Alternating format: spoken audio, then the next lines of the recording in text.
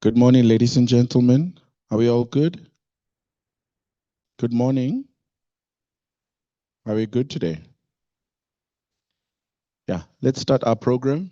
Others will find us along the way. We're late already. Ladies and gentlemen, thank you so much for honoring our invite. This is the Rustenburg Bus Industry Connect, brought to you by SABOA, which is the Southern African Bus Operators Association, together with Yarona Rustenburg, Transport Forum, and C-Track. My name is Tharon Rapo. I am the Head of Marketing and Communications for Yarona Rustenburg, and I will be your Program Director for today. As we settle,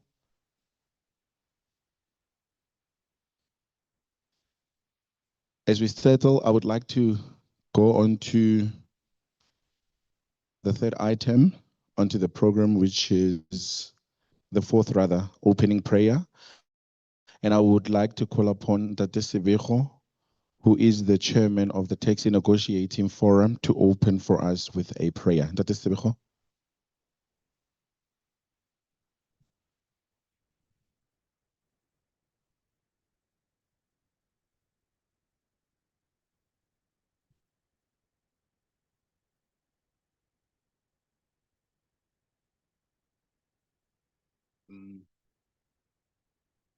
Thank you, Mtate Rapo. Beloved, good morning. Let us pray. Father, we thank you. We give you honor. We give glory unto you. You are worthy, Father, to be praised. Even this morning, we want to thank you for the wonderful day and the perfect rain. We want to thank you for your mercies that has been with us. We are here, gathered here today, to discuss and take forward the program and the business of the transport. And I speak the blood of Jesus over the roads. We have seen many accidents lately, and I come against each and every demonic spirit that is prevailing on our roads. We give honor unto you, Father, in the name of Jesus Christ, I pray. Amen.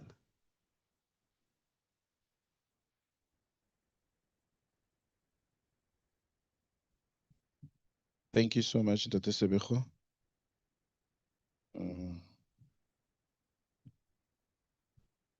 Our program will change a bit because there's a bit of changes on there. So we'll skip other items and then we'll go back to the other items as well. Let's welcome the MMC for Roads and Transport, Mr. Lebaleng Pule. Of transport. Thank you very much who SABOA is and what we stand for. Whilst I thank the program director for the opportunity, as SABOA, we're honored by the support and the commitment that is demonstrated today. And we believe that the collaborative spirit in this room reflects a vision for a stronger, transformed, and sustainable bus industry in South Africa. Today is just not an event. It is a platform for meaningful connection, knowledge exchange, and collective problem solving that will positively influence the future of public transport in Rustenburg and Northwest Province and the country at large. As we move into the presentation sessions, we invite all delegates to engage actively, ask questions, and contribute in the dialogue. We also encourage you to take time to visit our industry exhibitors who are showcasing innovative solutions, technology, and services that support the growth in this beautiful sector. Together, let us build a partnership and insights that will drive progress in providing safe, reliable, and accessible mobility for our communities. I would like to acknowledge my interaction with the MMC in the previous transport conference, Smart Mobility in Sandton. The MMC has kept to a word. that indeed she will create this platform for SABOA to showcase their vision and bring public transport operators together in Rustenburg. And for that, thank you very much, MMC, for your humility. Again, I would like to, as I close, without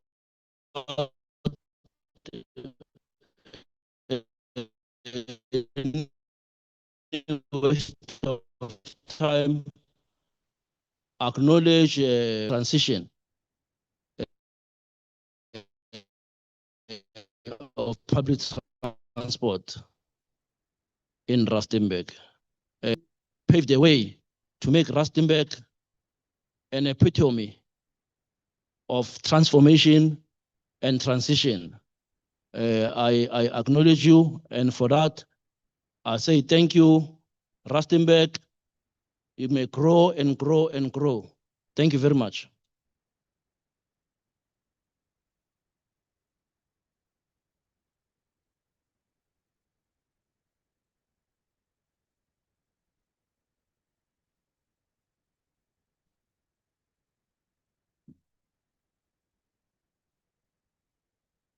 Thank you so much. A round of applause again for Pantate Eric.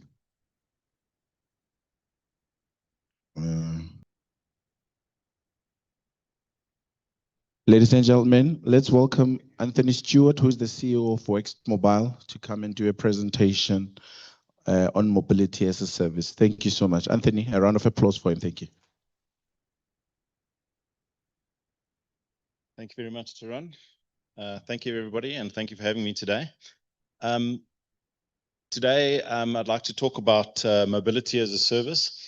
Wext Mobile is the proud technical partner to Yarona here in Rustenburg. And we're very happy with our relationship and what's happened over the last 3 years over here. And we've just been extended for the next 3 years. So what I want to talk about is, first of all, who or what is Wext? Wext is a modern AFC system built in South Africa for Africa. Okay. We were the first to integrate to the new account-based ticketing system with SANRAL, and we reconcile to SANRAL on a daily basis, right? So Rustenburg is one of the few municipalities that actually can account for every single transaction, every single cent on a near real-time basis with our system. Okay, so Wext was actually built here in South Africa. We started off with Wext actually in the taxi industry just before COVID. And with the whole taxi industry, or with COVID, transport came to a grinding halt. And we decided to look at expanding Wext's capabilities into the BRT environment. With that came the Rustenburg opportunity. And what we've done is we've grown from strength to strength with Rustenburg in this environment. What is unique about Wext is that it is not just an AFC system for buses, it's also for taxis. So in Rustenburg, we actually integrate with the Yarona taxis at the moment, and we'll be integrating as well with the mop-up taxis going forward as well. And we also do projects in the informal sectors where we help your traditional taxis, the taxis on the road that everybody loves to hate. We integrate with them to enable them to go cashless. And the whole idea here is that as a bus operator, you have the ability to then have a ticketing system that somebody can get off a taxi and jump straight onto a bus and still use the same card to travel. Okay, whether it's a Cyprus card, the Yarona card as an example, or whether it's a credit card or a QR code. Okay, just as an overview of how everything fits together, AFC is not just about the ticketing on your bus or on your taxi. Okay, if you look on the far left over here, and I'm just going to use my mouse to do this. If you look on the far left, it's not really showing over there. Okay, I'm just going to stand. Sorry, I love pacing, so I'm just going to go over here. Thank you very much. So if you look on the, and I got a great over here. There's my mouse pointer. So if you look over here, you should be able to accept debit cards and credit cards, even the SASA, the new SASA grant card. You can tap that and go onto a bus. You should be able to, if you're a commuter and you want to buy with cash, you should be able to go to any ticket agent, whether it be a spaza shop, whether it be a ShopRite Checkers, any or even a Yorona outlet. Go and buy yourself a QR code ticket and scan that when you get onto the bus. Okay. And my slides disappeared. Sorry. Thanks, Harry. And in the same way, you can also take this Yorona card, the Cyprus card, and if go to a ticket agent and top it up and tap to pay over here. So you can have QR codes, credit cards, and Cyprus cards as an input. And the interesting thing over here is that the software that runs on buses is the same software that runs on taxis, okay?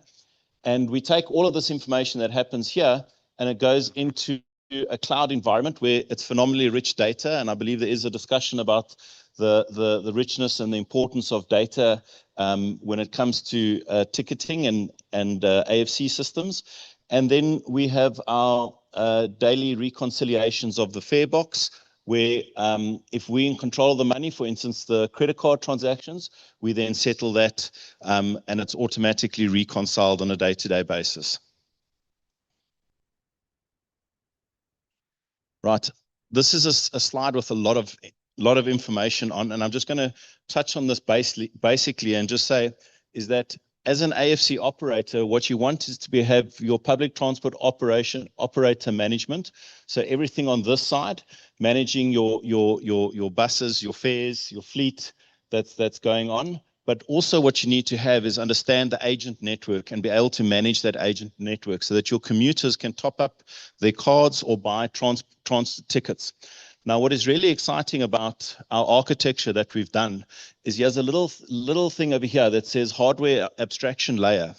And what that means is that the software runs, the core services run on any Android devices that are there. So if it is a T20, a T10, a MobiGo, if you've got fare gates, ticket vending machines, or even your own cell phone, you can decide that you can download the software and use it on a taxi as an example and accept credit card payments and debit card payments. And if you see at the top over here, where this is now going is as a service, you as an operator can decide, do you want to enable Cyprus or like a Yorona card on your system? So just by going into a tick box, you can tick and say, yes, I want to accept Cyprus. And all your devices will automatically accept that.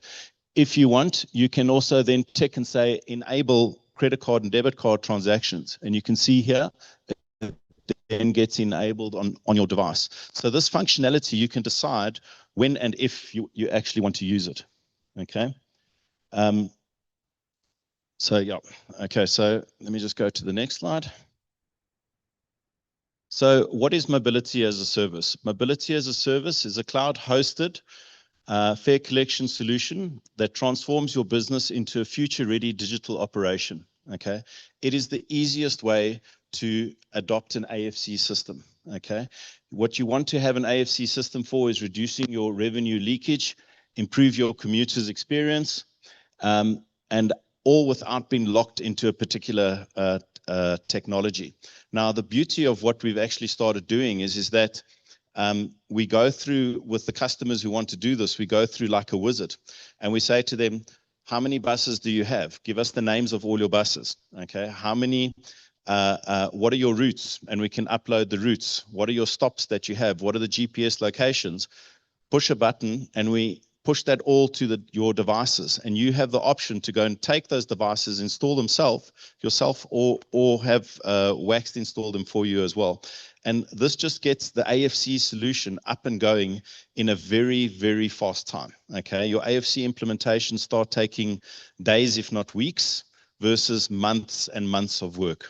Okay, and this whole thing comes with taking a whole bunch of best practices and spreading it across different bands of functionality that you want. And you can see over here at the bottom where it says with flexible subscription packages. So it's like subscribing to any software now these days, where you can get a bronze, silver, gold, or platinum type of solution that you can subscribe to.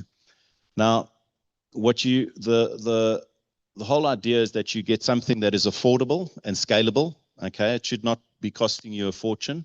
Start with small, like QR code tickets, and then expand your business to accept NFC cards or the ABT, the Sanrail ABT cards, and then credit cards. It's secure and compliant. It's built to the NDOT Sanrail. It's got your Poppy A built into it, your PCI DSS standards. All of that is part of the solution that you get. And you get revenue assurance, so you get your daily reconciliations, right? So you don't have to wait till the end of the month to know what your income or your revenue is, what your commuter usage is, what your bus utilization is, where people are being picked off, dropped off. All of that information is really near real time, okay? And it's future ready, so it's multi-tenanted. You can decide that you want to, in your environment, add on one or 1,000 buses. It doesn't make a difference. And because what we do is in our environment, we run multiple public transport operators. Having these multiple transport operators brings down the overall cost of running the infrastructure. So although just keeping in mind your data is secure and nobody else can see your data. So why choose mobility as a service? So traditional AFC systems have intense CapEx expenditure, right? It's very expensive to implement, takes long to implement. So complex project implementation, long implementation times, and complex resource costing that goes with it as well. With mobility as a service, you get no upfront CapEx, right? So you change AFC into an OpEx expenditure. You can boost your revenue assurance and benefit from your daily recons and knowing exactly what revenue you are making and where. Okay, you're lowering your total cost of ownership. Okay, enjoying the simplified OpEx costing and flexible subscription models. And even the models within that are still have the ability, you can still pick and choose within the models to specialize in what you want. So no longer do you now get an AFC system that has 1,000 features and you're only using maybe 100 of those features. You now only pay for what you use. You get smarter operations, real-time transaction visibility and data on where you're picking up passengers and better fleet management. And I've mentioned already the security and compliance.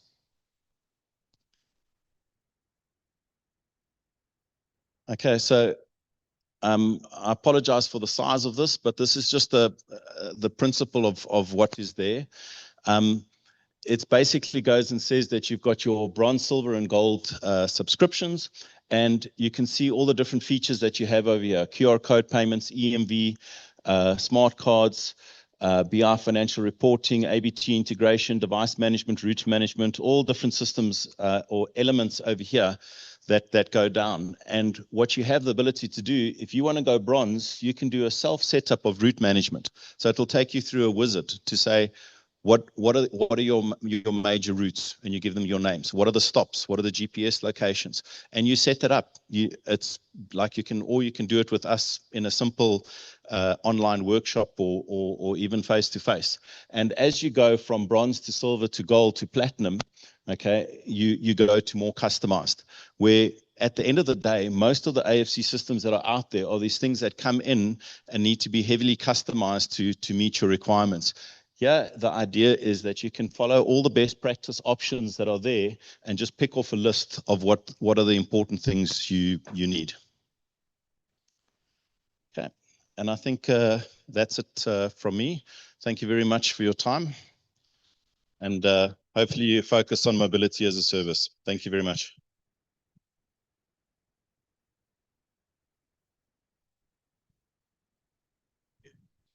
Thank you very much.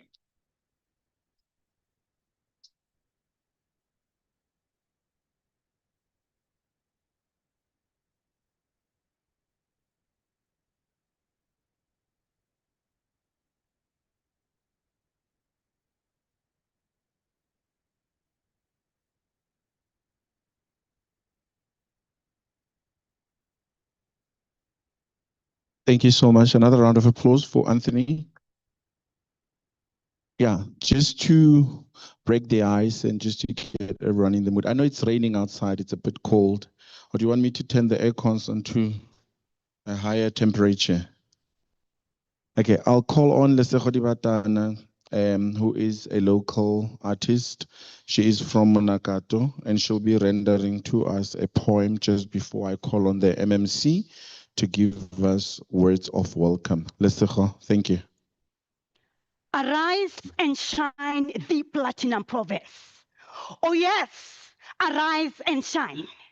Dumela tlhe motho o montle, dumela tlhe mo Afrika Borwa, dumela tlhe Tshetlana, dumela tlhe platinum province, dumela kana madume ga ke sa ope. Ntetla tlhe nna ke mmina thaka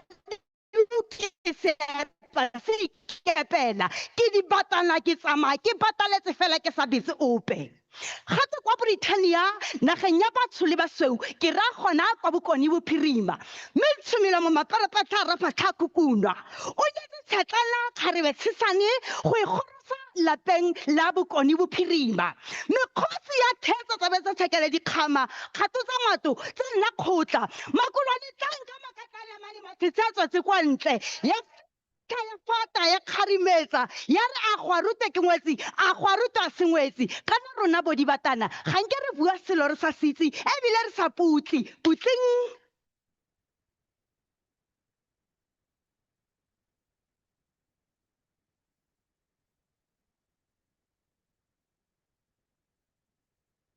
We can do better than that, otherwise she's not going to come back. Thank you so much. Let me call upon MMC for Roads and Transport, Councillor Silebale Mpule, to give us her words of welcome. Thank you, MMC.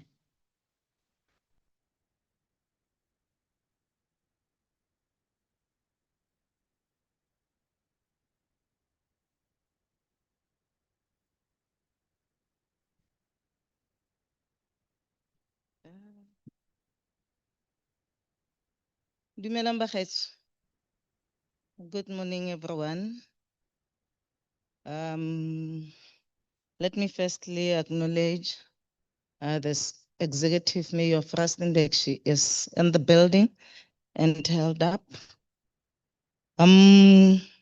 SABOA, the Yarona, all the stakeholders that are here, Program Director. Let me thank you for giving me this opportunity. The leadership of the municipality, MMCs who are here, government representatives, operators, and all the invited guests. Let me greet you in the name of the Lord Jesus Christ. Amen.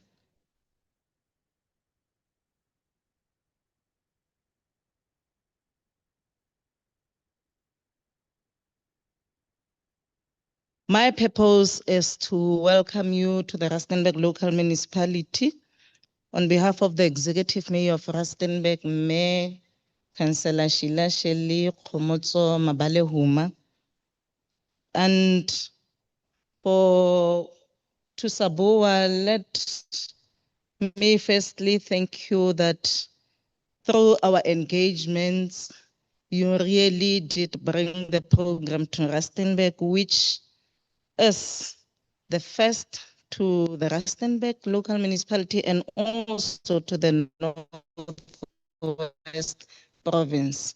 And in that regard, I want to really send my humble appreciations to say we really thank you for this collaboration with us as the Yarona in Rustenburg. The purpose of this gathering, I think it's an engagement with SABOA to strengthen the partnership in the public transport sector and all the stakeholders present here today and some who are still on their way. We are here to check on the present progress, challenges, and opportunities within the industry, and as well as the opportunities that are within the Yarona Rustenburg IPT and implementations and the bus industry at large, to reinforce collaboration between the municipality operators and national transport bodies, and also to realize our vision that is safe, reliable, accessible to our communities, and to mandate the system to ensure that the modernized public transport system is in alignment with the national IPTN frameworks, which are the current operations, the corridor operations and key routes, e.g. I would make mention of the R24, the CBD, Waterfall Mall communities, which we've seen the ridership growth that we have registered as a municipality in terms of the performance statistics that are there, and then what the infrastructure and update stations, depots, sidewalks, priority lanes that have been made to achieve our mandate as a municipality and the Yarona. Achievements that are there that have been rolled out. I can just make mention that at least with the collaboration of every stakeholder, we've seen the rollout of phase 1A and the continuity progress on the phase 1B, which has improved commuter experience safety, reduced travel times, improved reliability. And in terms of the compliance, improvements, training, safety standard and operator engagement sessions, we are still faced with some of the challenges, which has financial constraints and like your funding delays, infrastructure vandalism, and maintenance demands that are there, that we hope that all our stakeholders, we will then collaborate to ensure that we do provide the services that are expected from us as government and the public sector to our communities.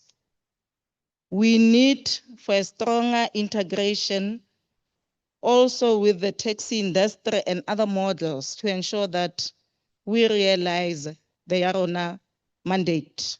And the role of SABOA is to professionalize bus operating in South Africa, provides industry guidance, policy advocacy, and operational support frameworks, and ensure operators adhere to national standards and safety requirements, value platform for knowledge sharing and benchmarking, which we are hoping to achieve with this kind of programs and collaborations. And jointly, we can achieve greatly. The partnering of safety campaigns, environmental sustainability and commuter education, strengthening operators' compliance and transformation in line with the national goals will ensure that the partnership is really in good processes. We commit to the sustainable green public transport solution and our long-term goal, a seamless, modern inclusivity, mobility for the people of Rustenburg. So we are hoping that with our collaboration with SABOA and all the partners, we will really continue to get support and guidance from all of you.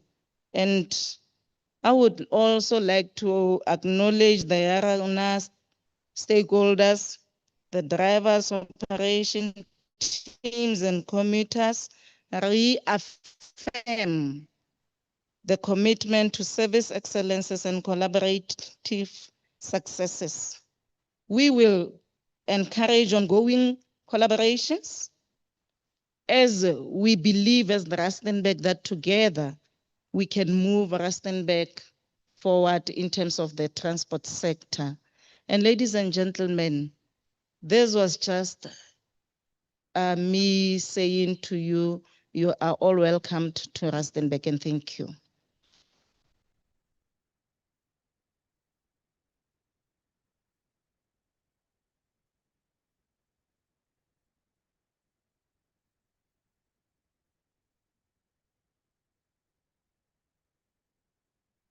Thank you so much, MMC. Thank you so much for the words of welcome. Just go straight to the panels discussions. I would like to call upon our first moderator. As I introduce her, can she kindly ascend the stage? Mrs. Ifinia Matabane.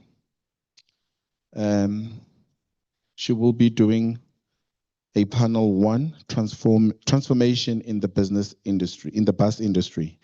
Ifinia Matabane is a passionate local government specialist, currently employed as a manager, monitoring and evaluation at Rustenburg Local Municipality within the Office of the Executive Mayor. She has been doing monitoring and evaluation for more than 16 years, now having began her career working for the United States government funded program PEPFAR. Ifinia has an honors degree from Wits University, specializing in management, public and private sector, monitoring and evaluation. She's currently enrolled for 2 master's degrees, namely Masters in Governance with Wits University, as well as Masters in Public Policy with UNISA. She is an expert designer of data management tools, works with evidence-based reporting, and very passionate about showing achievements that are attained because of intervention made by the government. One of her life mottos is that if it is partially done, then it is not done. Ladies and gentlemen, Ifinia Matabane will be our moderator today. As part of our panelists, I would like to call Mr. Darko Skibrnsek. He is the CEO of Future Transport and currently working with Yarona Rustenburg, aligning ourselves with the policies and making sure that we run a very good service. Mr. Darko, please ascend the stage. Ntate Sebego, please ascend the stage. Test 1, 2. Ntate Sebego is the chairman of chairman of the Taxi Negotiating Forum. Yeah, you can go on the other side. We're going to have a conversation just to understand the transformation within the bus industry. We will be preparing for them just now. Ladies and gentlemen, let's have an engagement. Thank you so much.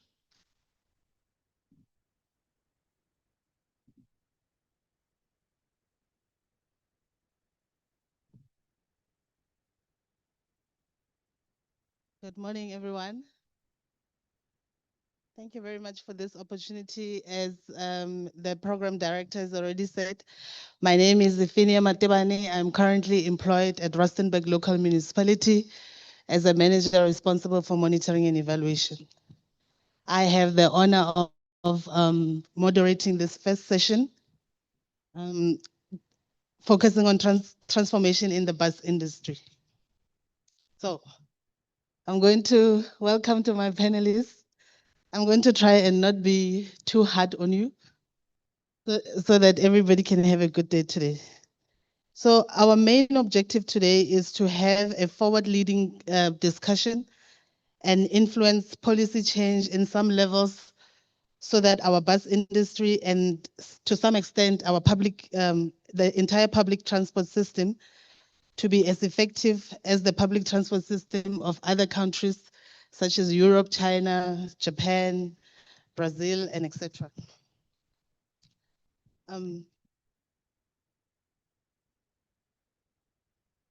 To begin our discussion, public transformation in the bus industry in South Africa is largely driven by implementation of the integrated rapid public transport networks as a focus on digital innovation as well as a move towards electrification. These efforts aim to improve efficiency, interrogate services, and enhance commuter experience through technology while also facing challenges such as funding and infrastructure upgrades. South Africa is not an exception to that. We also have those challenges. So without any further ado, I'd like to move to a question for my panelists. I'm going to ask you to introduce yourself again and then answer the question. The first one is for you, Darko. How has transformation progressed in the bus industry in South Africa to date? Good morning, everybody. My name is Darko Skrbinsek. I'm a professional in transportation planning industry and transportation transformation. The question is about transformation of the bus industry, if I heard you correctly, moderator. Okay. So that's a good question because, okay, this is a SABOA conference and it's predominantly driven by the bus operators. And a lot of focus in the last 10, 15 years has been on the transformation of the minibus taxi industry.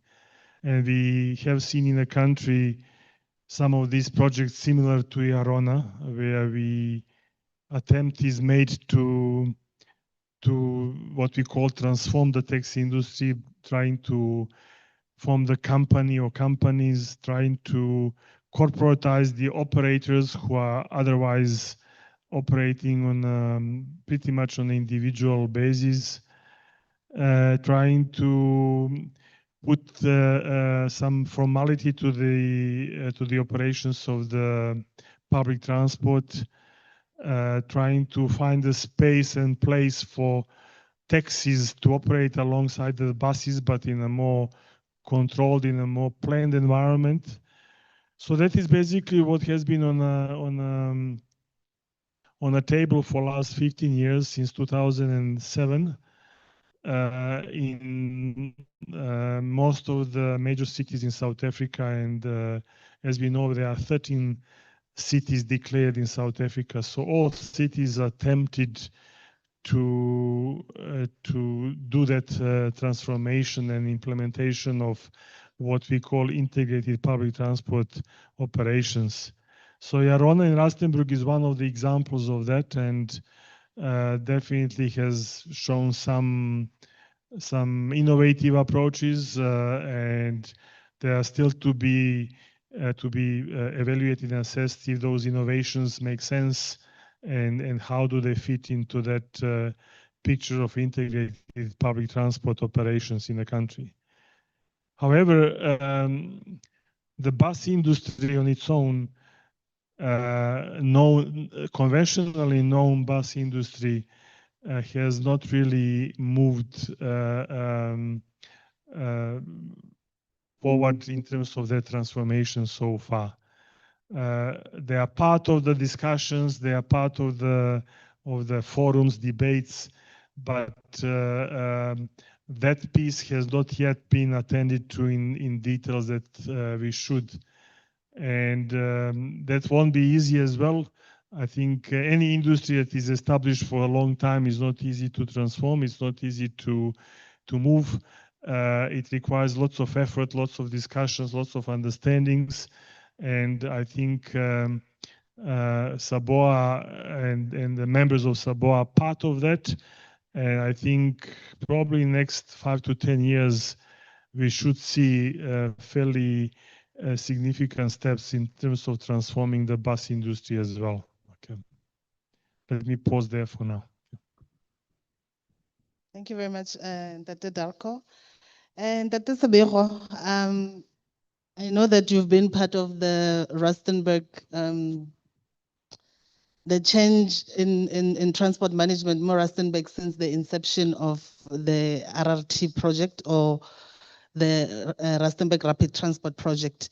And you were part of a delegation, I believe, that went to Brazil to do a benchmark study ka bus service tsa bone ko Brazil. I would like to find out from you, sir, what kind of lessons did you guys learn in Brazil or in any other country implementation ya bona, the public transport system, and how has that been translated to the work that we see today ya rona? Yeah, thank you very much. Ke Serame Sebego, I'm the chairperson of the Taxi Negotiating Forum in Rustenburg. Yes, the question is relevant, but before Brazil, I must say we started at home. We were invited by Ntate Eric Mutswani to the operation in Gauteng. The BRT that really started in South Africa, the Rea Vaya system. And from there we went to Cape Town, where we engaged my city, and all the lessons learned, they made us to believe that this is the process that we need to take. We were also encouraged by the National Land Transport Transitional Act that has been in place for the industry to transit from just being a taxi operator, but be part of the transformation in transport. So we engaged on this process from 2012. And in 2014, we then went to Bogota and Brazil. The system there is very much organized because of how they are putting up their main stations where you can access from the one station, either the train, the bus, or a rapid system. So we have learned a lot on that engagement in Bogota and also the Brazil system. But the laws that are being practiced in Bogota especially, they are very different from the South African law, or rather the constitution, because what we were told is that once the government has agreed to implement the system, the mayor of the town the next day had just closed off a particular route, and they started working to implement the route for the BRT, of which it is not the case. You can't do that in South Africa. That is what we have learned. And that is the reason why the engagement has been on.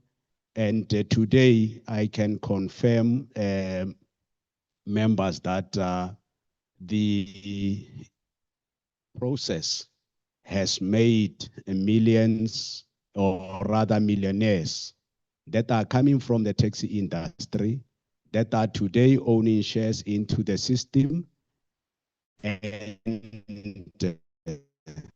they are at any given time can be part of the SABOA process. I thank you. Yes, that deserves a round of applause. Okay, having said that, I'll just want to follow up with this question.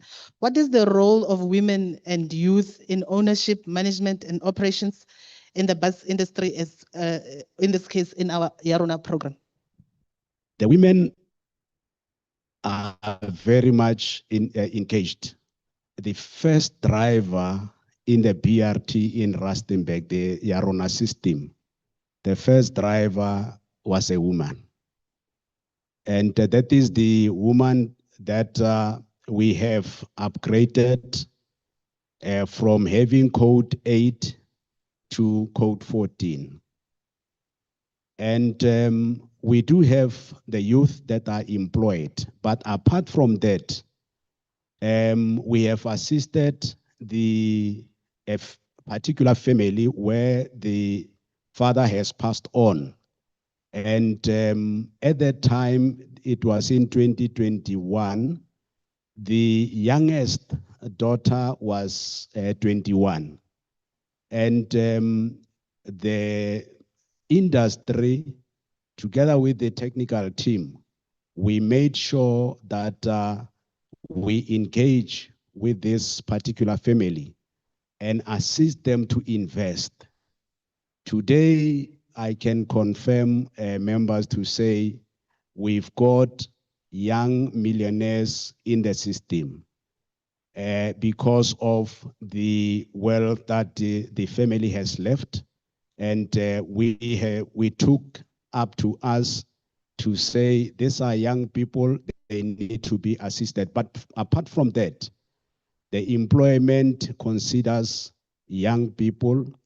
We have just, last week, we were acknowledging 8 women that were trained through the TITA system, and they have, all of them passed and did well, and we do have drivers from that particular system that are now today driving the buses within the Yarona system.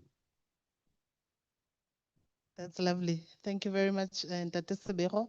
Darko, I'll come back to you again.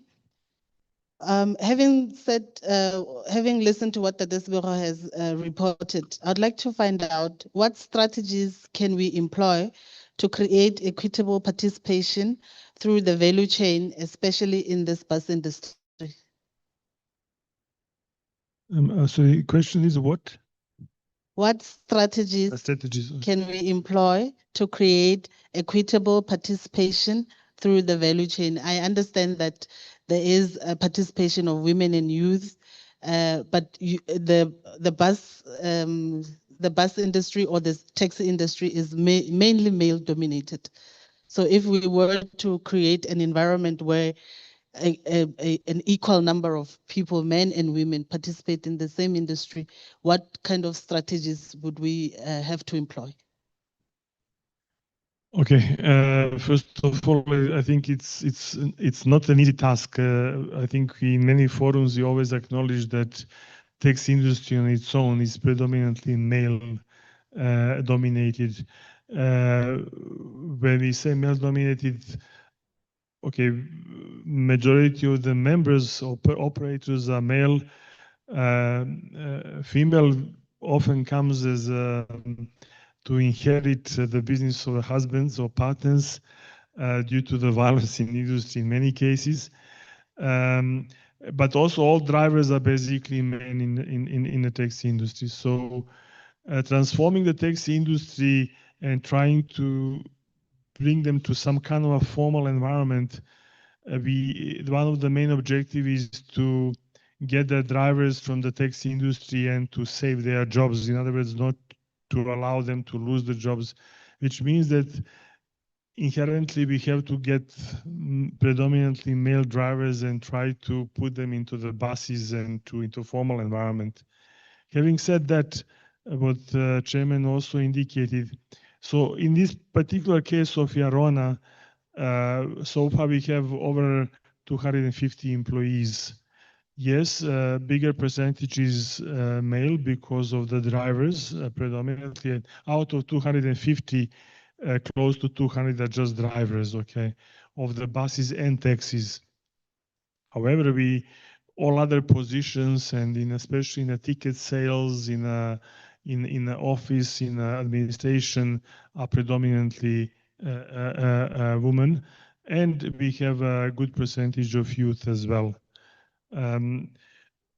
Now, question very often comes about the political word is a value chain. The question is, what is value chain, and how does that value chain manifests itself? Okay, So in a taxi language, usually value chain means, okay, we need business, we need to have a business of petrol stations, of the spare parts, because that's a value chain of the transport industry. Yes, that is true. Value chain is also employment. Value chain is a training and engagement in a management, in a corporate environment, in a formal environment. So everything can be regarded as a value chain. And I think in the Arona so far, we have tried to manifest that and to actually implement many so-called value chain opportunities. It's not a quick thing, it's not a quick fix. It takes time, but I think there has been a couple of entities registered that are involved in so-called value chain business opportunities in a station management, in a security management. We also have, we are in a process of structuring the company with many shareholders or many members of the industry. The first chair person in that environment is a lady. So I think there is a mix of things that have been done already. I'm not saying that nothing is perfect. There is no perfect state will never be reached, but I think we are trying. We are putting many efforts to achieve objectives that this kind of a project is aiming to achieve. Thank you for that, Dr. Darko. My final question before I allow questions from the floor, if there are any, to Ntate Sibego, I would like to find out how did you in Rustenburg manage to do the transition fairly without any fights? Well, I'm sure there were fights in the boardroom, but we didn't see a spiral of fights on the ground, taxi associations, or even people killing each other when you were transitioning from just having the taxi industry in the city. But as the bus services were introduced to the people of Rustenburg, I'm sure that there are cities that would like to learn from you. How did Rustenburg get it right in terms of the negotiations, in terms of the rollout of the program and its ultimate operations? Yeah, no, thanks very much. It was never easy. We engaged all the 24 associations that are transiting into Rustenburg, from your Moses Kotane municipality into Rustenburg. So we just incorporated everyone to participate.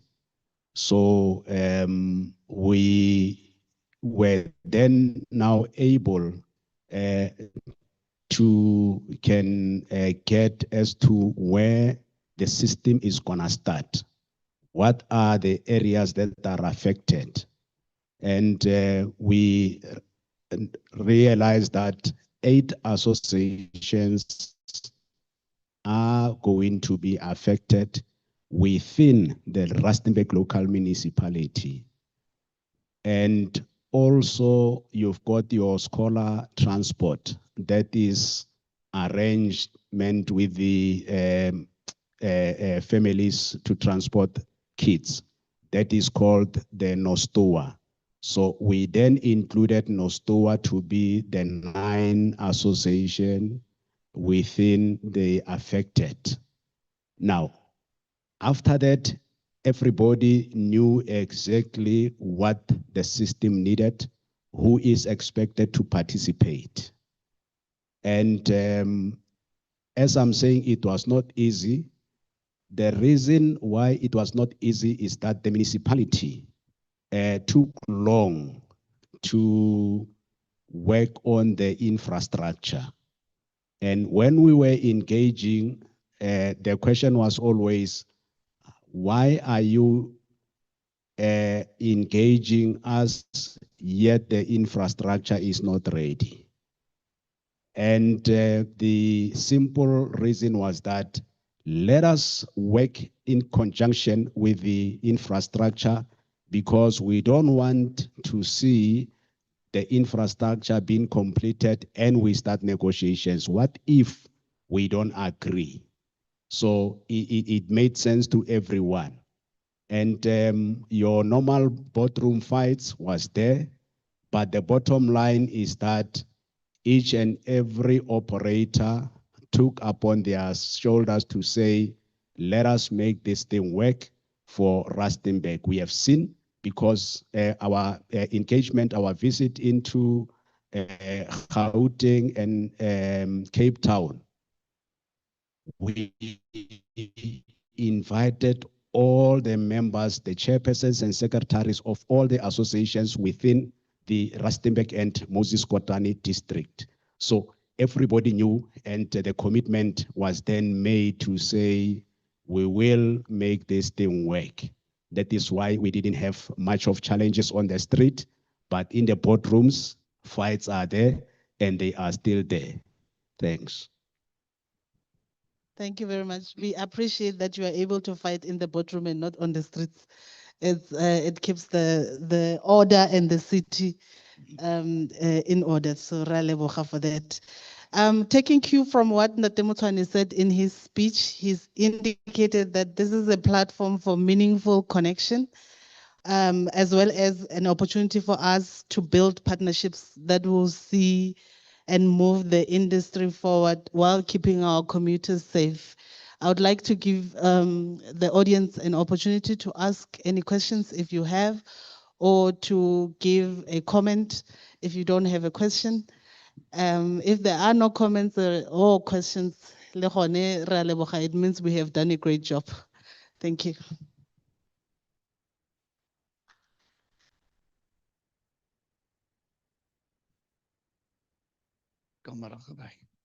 No question. Okay. So there is a question. So when you ask a question, kindly identify yourself. Good morning, everyone. My name is Chaplain Marcela Mahlachi. I'm from Great Gauteng Women in Transport. I have a question to Ntate. Yes, I heard him saying that the first lady, the first driver to drive a BRT bus is a woman. Are there still more women driving these buses? Thank you.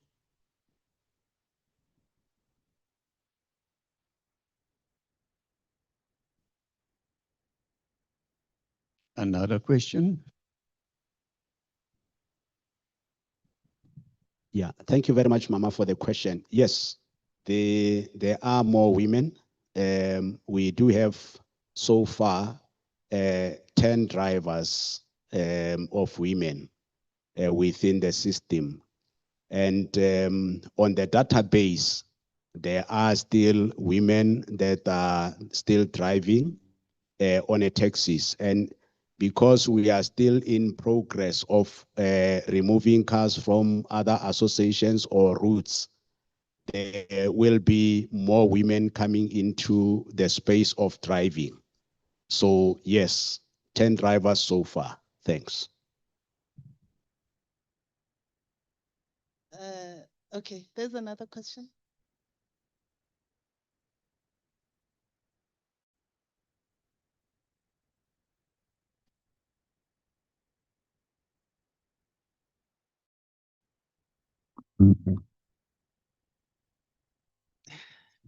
Good morning, everyone.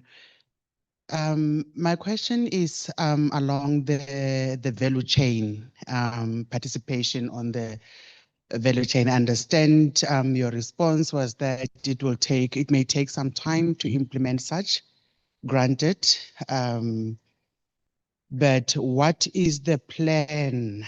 Is there a plan in place? What is the vision so far? What has been tabled so far? So that in this industry, as much as we would say women participation, the honesty is that, the honest truth is that it would be better for women to participate in that value chain. You mentioned great things when there are to be included in the value chain, things like the service stations, etc. I think those are the things that maybe we should actively work on implementing, so that we see how women, as us as women, can participate in that and start aligning ourselves accordingly. Thank you.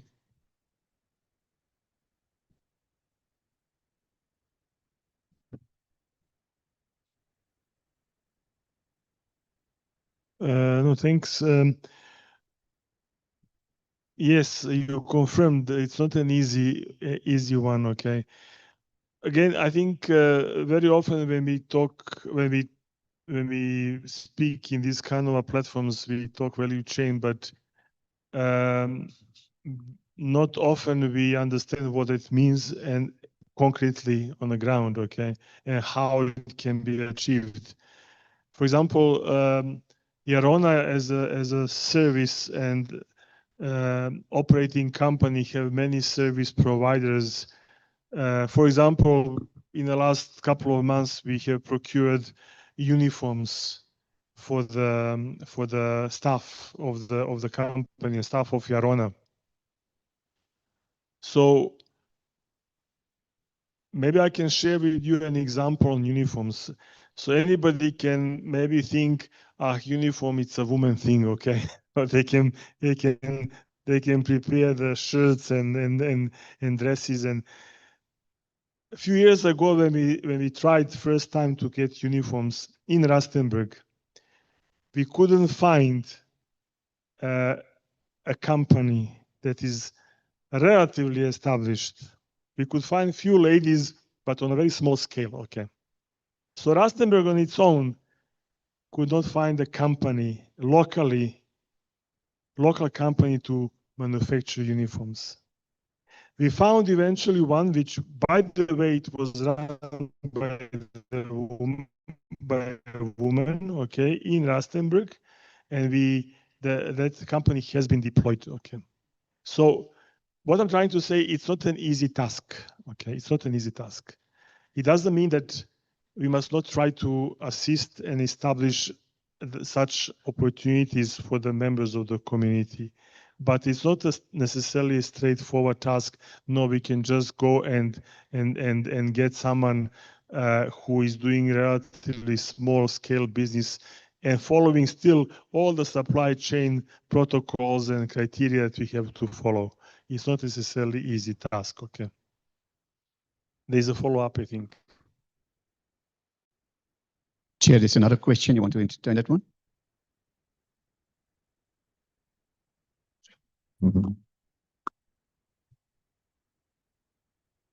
Thank you, sir. No, I do appreciate that.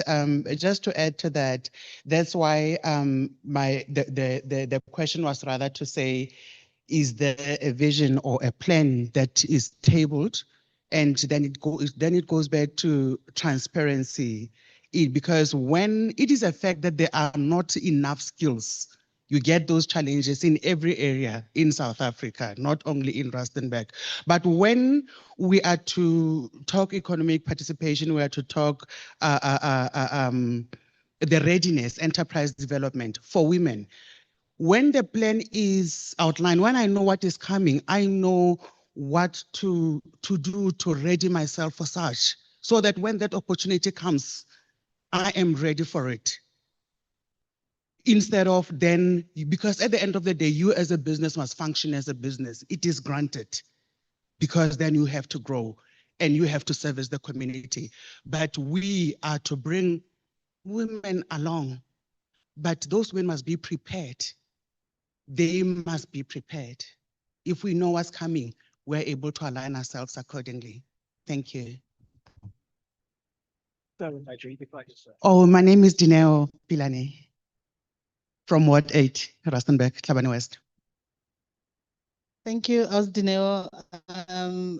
Your comment is very valid. I think that is the space also where the municipality also comes in, through our local economic development, we are expected to provide platforms where emerging markets, emerging businesses can be supported and prepared for business, because it will be very unfair for us to expect a mine to just take somebody and give them business while they have not been trained to be able to play in the field. So this is where our economic development directorate comes into play. Thank you very much for your comment. If we don't have any other comment from the floor, I would like to close this session by saying this few remarks I got from an extract from SABOA website. Digital transformation in the bus sector is not a solo effort. It requires partnerships between bus operators, municipalities, technology providers, regulators, and most importantly, the passengers whom all these plans are made for. We can mitigate all these challenges identified by working together towards a common goal. We need adequate funding, capacity, and the resources, correct infrastructure, labor, and a reliable electrical grid if we are to try to move and adopt electrical buses, or come up with ways to generate alternative electricity solutions for us to realize the dream. I would like to believe that South Africa, with all its challenges, we are on the right path to providing ourselves and our citizens with the best of the best in the world. And this integrated rapid transport system has proven to us that it can be escalated, it can be implemented in rural communities, in rural municipalities, and not just urban municipalities such as your Johannesburg and Cape Town. We've seen Rustenburg trying its best to also implement the Yarona bus service. I did an evaluation report back in June, trying to find out from the communities that are using the Yarona bus service, how they finding the service, if it has been effective, if it has changed a little bit of the time that they used to spend on the road. And the evaluation report, as reported to council, was very positive. Everybody was happy with the bus service, was happy with the turnaround time, were happy with the routes that have been created. They had, one of the questions I had asked in the evaluation was, what more can the bus service do to improve? And people were requesting Wi-Fi connection on the bus, because most of the people that are using the bus is the learners as they go to school. And another one of the requests was that we should introduce more routes and also maybe run the bus up until 11 p.m. because some of the people that are working at the mall, they knock off at 9 p.m. And if the last bus is at 9 and they still have to close up, they then get to miss the bus. So that evaluation indicated to us that indeed the system has come and it has changed people's lives. So thank you very much for your time. I hope that we will continue to pay attention to the other panelists, and thank you very much to my panelists for answering my questions. I hope they were not too tough for you, and thank you very much.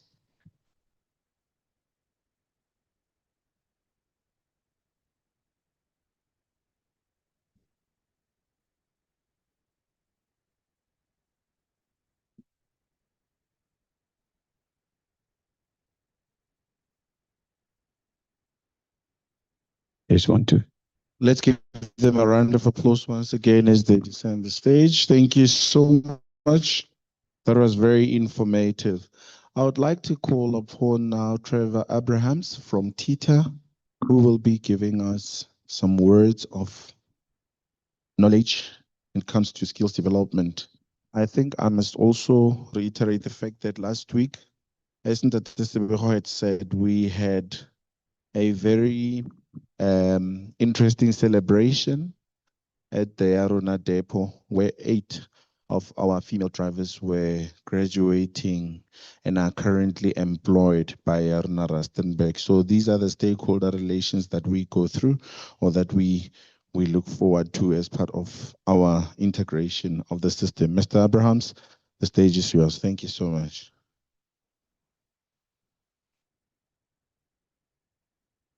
Good morning.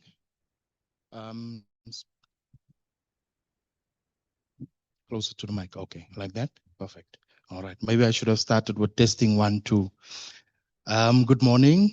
Special greetings to our executive mayor, MMC, councillors, all special guests, protocol observed. My presentation is going to deal with the states within our industry, and also looking closely at the bus industry in terms of our numbers within the bus industry. So I'm going to cover the vision and mission of TITA, our national outreach, some of the states in the sector profile, our sectoral skills and demands, and also emerging skills within the transport sector. You know, we always hear, or we always see, oh yeah, by the way, TITA is a government entity as well. It's a Section 3A public entity.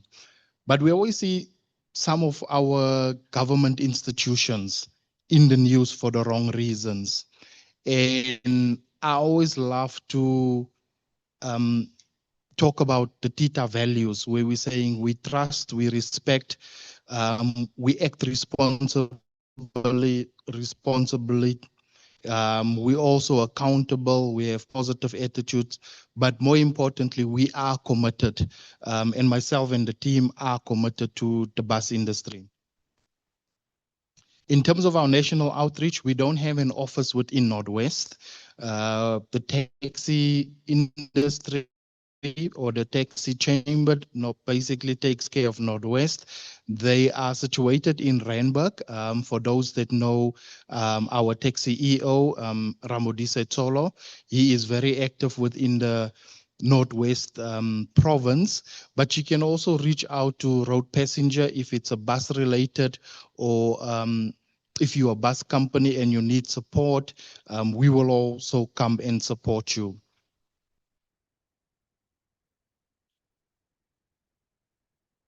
We have our AGM. This is just a bit of news that I want to share.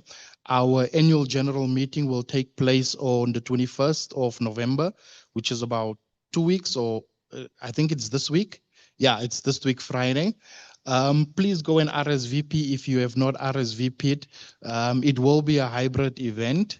I think for physical RSVPs, it might be closed. We might have reached our limit already for capacity at the venue, but you're more than welcome to join in virtually as well. So please just go and RSVP on the link. It's also on our website. Now let's look at the transport sector more closely, our profile.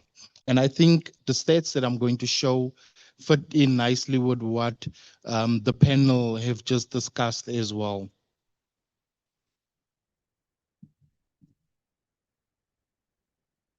We can see within the transport sector, or within our economy, we play a vital role as transport within our economy. We make up 0.2% of our GDP. And if we look at the graph on the right-hand side, you can see that last year was not really a good year for South Africa, but also for transport. But 2025 was not really slightly better, it was a lot better, where we actually contributed 2.4% within the first quarter.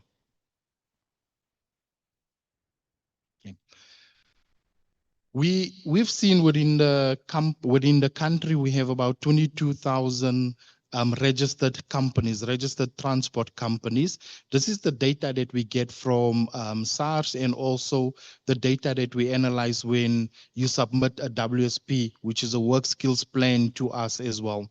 And we can see that the road passenger or the bus industry is actually the second largest industry within the country, within the transport industry actually, and that comprises of 31%. I will make the slides available. Unfortunately, I only have 15 minutes, so I cannot go through each and every slide in detail, but we will share the slides for you to be able to go through it as well. And if you have any questions, you're more than welcome to ask us as well. Here we can see that our sector, if we really look closer into our sector in terms of the size, we can see that we have about large companies, which makes out just less than 2%. We have medium companies, which is about 4%, and majority of our companies within the transport sector is our small companies, which is just over 92%. If we look closer at the road passenger employer profile,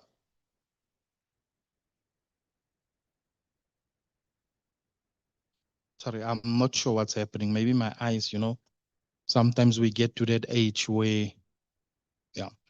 So if we look closer at the road passenger profile, you can see that we have received workplace skills plans from companies within the road passenger industry. We have received 142 for 2024. That's for 2025, apologies. That's for companies that submitted in 30 April 2025. There is a decrease because last year we received 184. Similarly, with the number of registered companies, there's also a decrease there. Last year we had 1,575 companies. This year we have 1,515 companies that are registered. So you would see that there is a decrease from 2024 to 2025. Here we're just looking at the company size now, focusing on the road passenger subsector, meaning that the bus industry. And you can see that it's more in line with the whole of the transport industry as well. We also have majority of the companies being small companies with over 92% in our industry.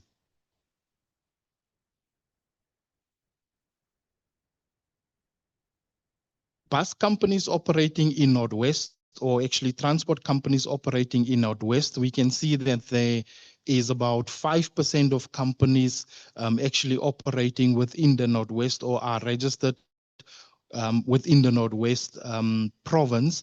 We can see Gauteng have the majority companies with 33%, followed by Western Cape, which is 25%, and then by Durban or KZN, which is just over 10%. Now, if we're looking at the labor market, you would see that our road passenger or bus industry, we make up about 8.2% of all of the employment within the industry. Rail have the highest, which is 40%, and that's largely contributed by Transnet and PRASA, followed by road freight, which is the truckers of 26%, and then you would find road passenger at 8.2%. In terms of, I think this is still one of the biggest challenges that we have within the transport sector. In terms of the gender split, we can clearly see that for the bus industry, we're not doing too well. Just less than 80% of people employed within the bus industry is males, and only 21.8% are actually females. And it also warmed my heart. I hear the MC, even on the panel, they spoke about the graduations that we had last week for the 8 female drivers. And more importantly, those 8 female drivers were actually absorbed by the company and they are now drivers. And that really warms my heart as well. If we just look at the market profile in terms of race, we can see that majority of people within our industry are African, with 77%, followed by, I think whites would, no, followed by coloreds, apologies, with 10%, then followed by whites with 4.6%, and then the least in our sector is then Indians with 1.4%.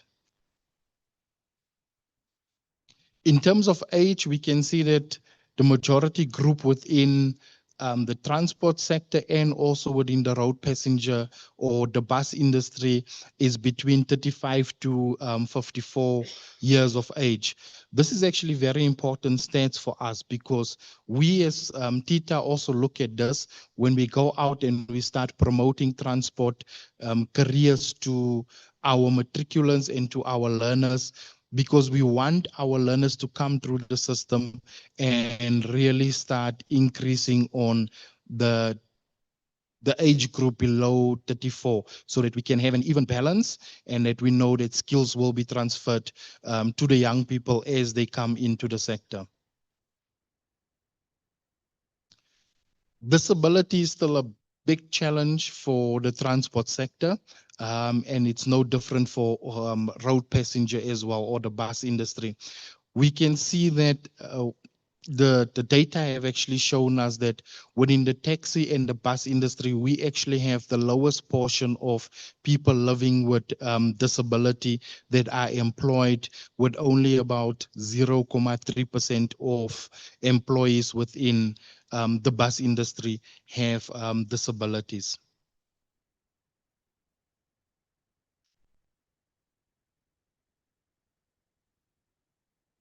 I've also added the slide just on how to basically approach TITA if you would want to sign a partnership with TITA. And I just need to caution, a partnership is not that we come with the funding and you come with the idea. A partnership is where we come with funding and ideas and we basically sit around the table. So unfortunately, the SITAs are no longer an ATM where we can just withdraw. We've seen SITAs in the news recently, but there is a process where we can really work together, and there's quite successful projects that we've run through partnerships. I remember with during the COVID time, we've actually launched to train, we've started with 500 motorbike drivers for your Uber Eats and for your, that time I think it was just at the beginning of the Checker 6060. And Bank SITA came to us and said, look, we would like to partner with you and actually increase the 500 to 1,000. The department was also quite impressed with us, and other SITAs also joined. And I think right now we've trained just less than maybe around 2,000 motorbike drivers to be operating in that space.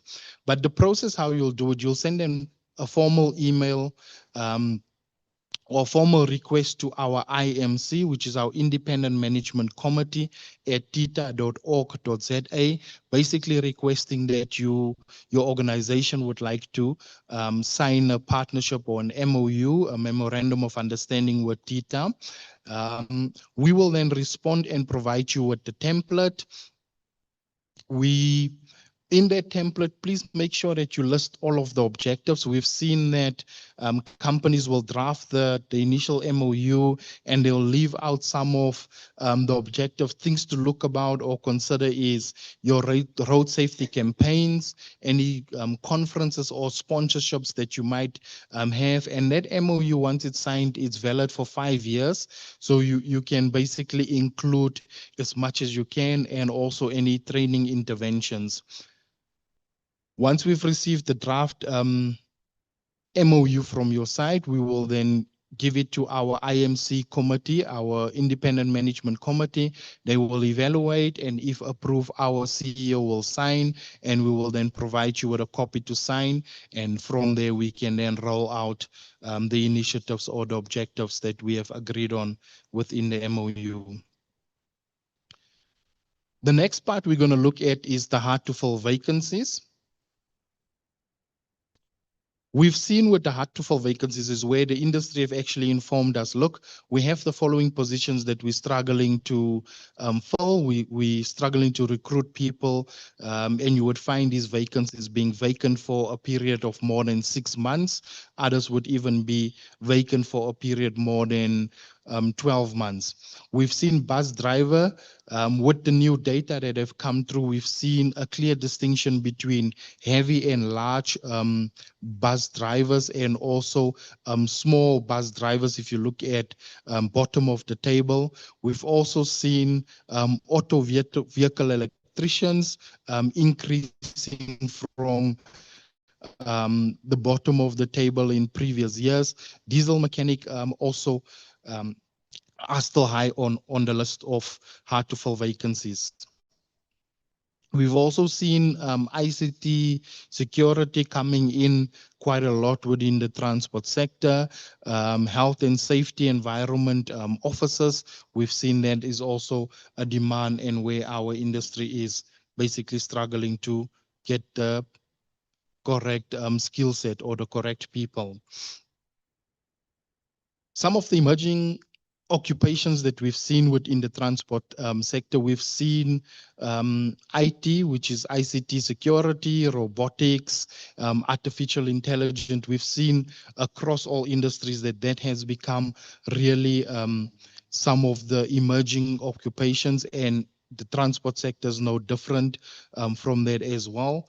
We've also seen on the next slide that data analysts, cloud architects, we've also seen drone pilots or drone operators is also some of the emerging skills within our sector.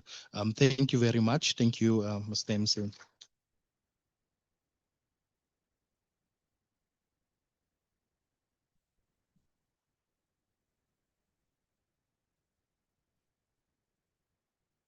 Do you want to do it now? Do you want to do it now? Yeah. Ladies and gentlemen, thank you so much. I just wanted to find out, do we have questions for Trevor before he goes? Any questions? Okay, Efinia.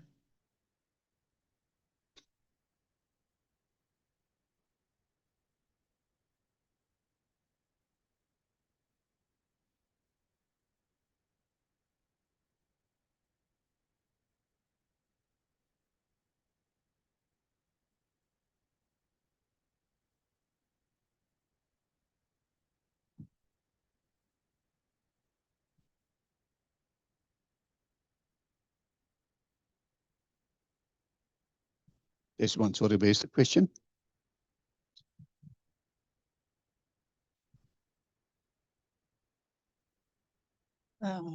Thank you. It's me again. My question is on the shortage of the skills. Sorry. I want to find out what is being done to mitigate the identified problems, especially in capacity of the industry. My second question is that maybe this is the local government practitioner in me asking this one. In relation to road infrastructure, what kind of contribution are we making, or is the industry making in ensuring that road infrastructure is not negatively affected, especially because we are talking about high impact vehicles, your freight, your trucks and buses. What is the industry doing to assist government in that regard? And I had my last question was on the workplace skills plan. Is it the workplace skills plan is only available to now the businesses that are already within the industry? If yes, what I see that there's a high number of small companies that are part of the business. What exactly is the small companies doing in the industry? What kind of business are they doing? Thank you. Okay. The shortage, what is being done with the shortages? So this is basically our research that from the workplace skills that we collect. So companies give us the information. So the list that I've shown in terms of the hard to fill vacancies, meaning that when we get funding applications, when we look at training a doctor, for instance, and we have another application where we need to train a diesel mechanic, we will then prioritize the diesel mechanic over the doctor, because our industry have actually told us that we need more diesel mechanics. So that's how the research actually assists us. And in terms of the road infrastructure, you actually have 21 seaters. As transport seater, we're not really dealing with the infrastructure. I stand under correction. I think it is construction seater, but I'm not 100% correct. But there is a different seater that really have that in their mandate to really assist provinces with infrastructure as well. And the benefits of a WSP, we've seen the first benefit with a workplace skills being submitted to the SETA. If you pay levies of, let's say, R1 million, and your workplace skills is approved, you will get 20% back of the levies that you pay. So you can actually use that 20% as additional funds for your training budget. And what we've also seen with the WSPs, even if you're not paying levies, it assists us with getting the data correctly, with getting the skills correctly, because on that one slide for hard to fill vacancies, we never had the bus driver, a distinction between large buses and small buses. And we've heard the industry saying to us, but once a learner has been trained on a large vehicle, which is predominantly an automatic vehicle, you would find that they will not be able to come and drive the smaller to medium vehicles, which is largely manual vehicles. But now when we have it there, we can then look at funding that as well, and actually assisting our small and medium companies as well. Have I covered? All right. Thank you very much. One more. Or how they can benefit. Okay, so how small businesses can benefit is one with the research, and then all companies or all bus companies within the industry can actually submit funding applications to us. So the regulation actually allow small businesses to submit discretionary grant funding applications, even if they've not submitted a WSP to us, a work skills plan to us, and we will then consider and evaluate that application as well. So that will assist. We've seen some of the small companies would actually look at their vacancy plan and say, you know what, we keep on sending adverts for bus drivers. How about us just training the bus drivers to make sure that we have that solid line of bus drivers qualifying and taking up those positions as well. Thank you. Thank you, sir.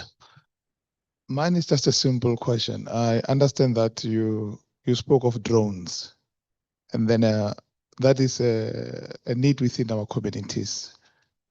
My question, therefore, would be, how then do we assist those that are in aviation spaces? I did not hear you talking about the pilots and so forth. I don't know if that also forms part of it or not.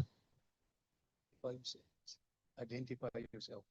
Oh, I am Tsepo Malazi from Tapo Group 22. Thank you for that question, Tsepo. Yes, drones is also one of the emerging skills that we have identified.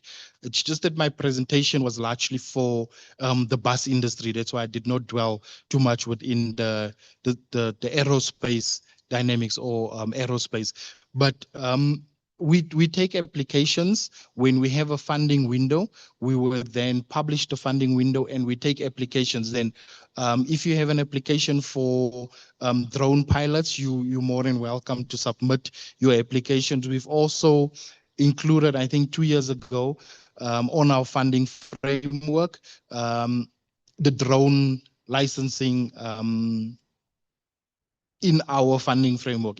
Sorry, that's what I want to say. So 2 years ago, we've actually included drone funding within our funding framework to say how much we are willing to pay for drone pilots. I don't know the exact numbers, but I can share the funding framework with you. But yes, we do train quite a lot of drone pilots as well. And we've seen within the market that it's actually quite popular. A lot of industries, because drone pilots or drone occupations cut across industries. You would find the real estate, just to give you an example, will use it when they market a property. They would actually take pictures from an aerial view. We would see the film industry no longer hiring helicopters, but they would use drones. We also see security companies using quite a lot of drones in terms of sending the drone in where they perceive an area's unsafe, just to monitor that area. We've also seen in agriculture where farmers will use drones to go and spray certain things within the field as well. So we've seen drones has become really popular, and we're also funding drones as well. So thank you very much.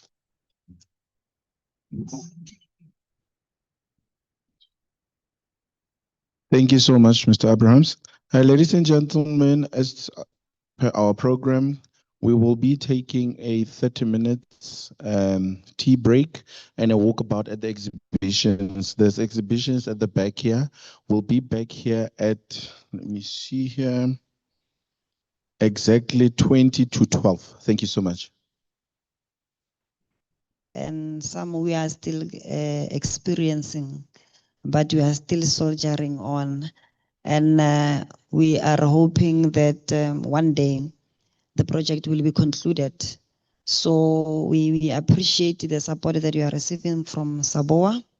Like I'm saying, we are here to learn and collaborate with each other. Because from the side of local government, the provincial government, national government, even the private sectors, if you are not going to work together, we are going to have a number of programs that are independent from each other. So collaboration is very much important from all factors, spheres of government, including the stakeholders like yourself as SABOA. So the leadership of SABOA, we also acknowledge and appreciate your presence in the city. So we're hoping that after today's deliberations, we'll see where we are taking our program of Yarona.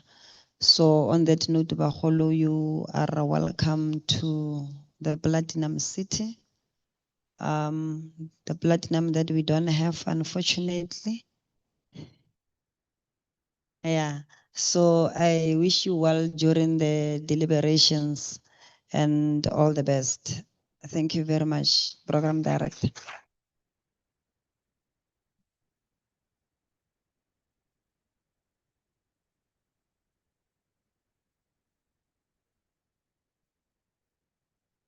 Thank you so much, Executive Mayor. Another round of applause. I would like to call upon Kathy Bell to come on stage, and then after we will move to panel discussions. Thank you, Kathy.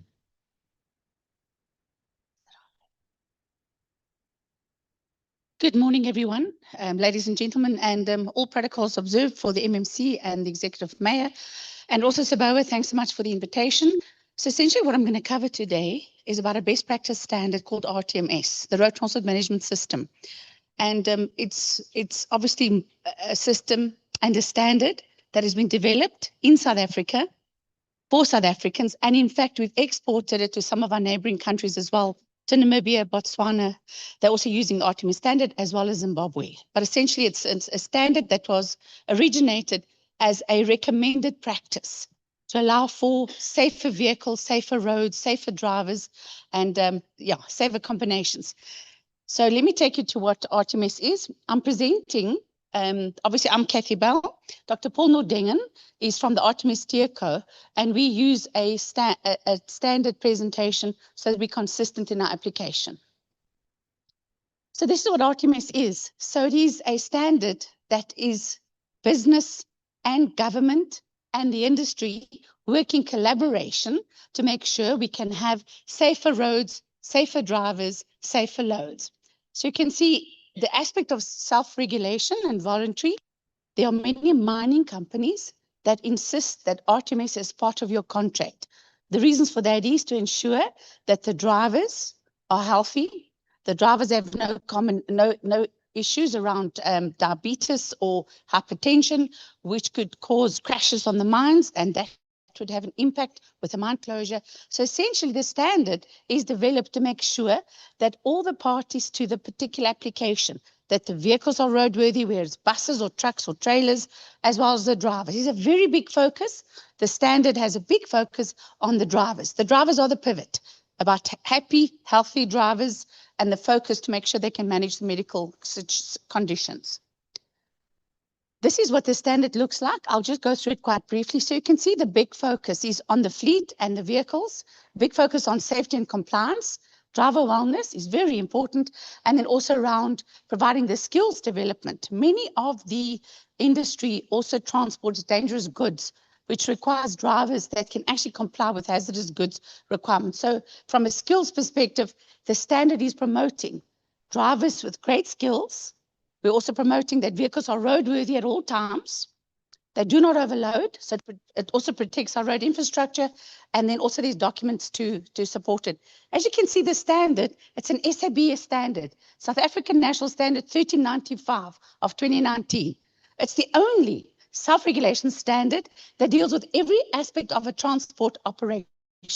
And you can see we've even developed an African standard for cross-border operators in line with the triple TFP, and also what's happening with the African Continental Free Trade Agreement. So you can see it's quite exciting what we've done. That's the focus of Artemis, safety and sustainability.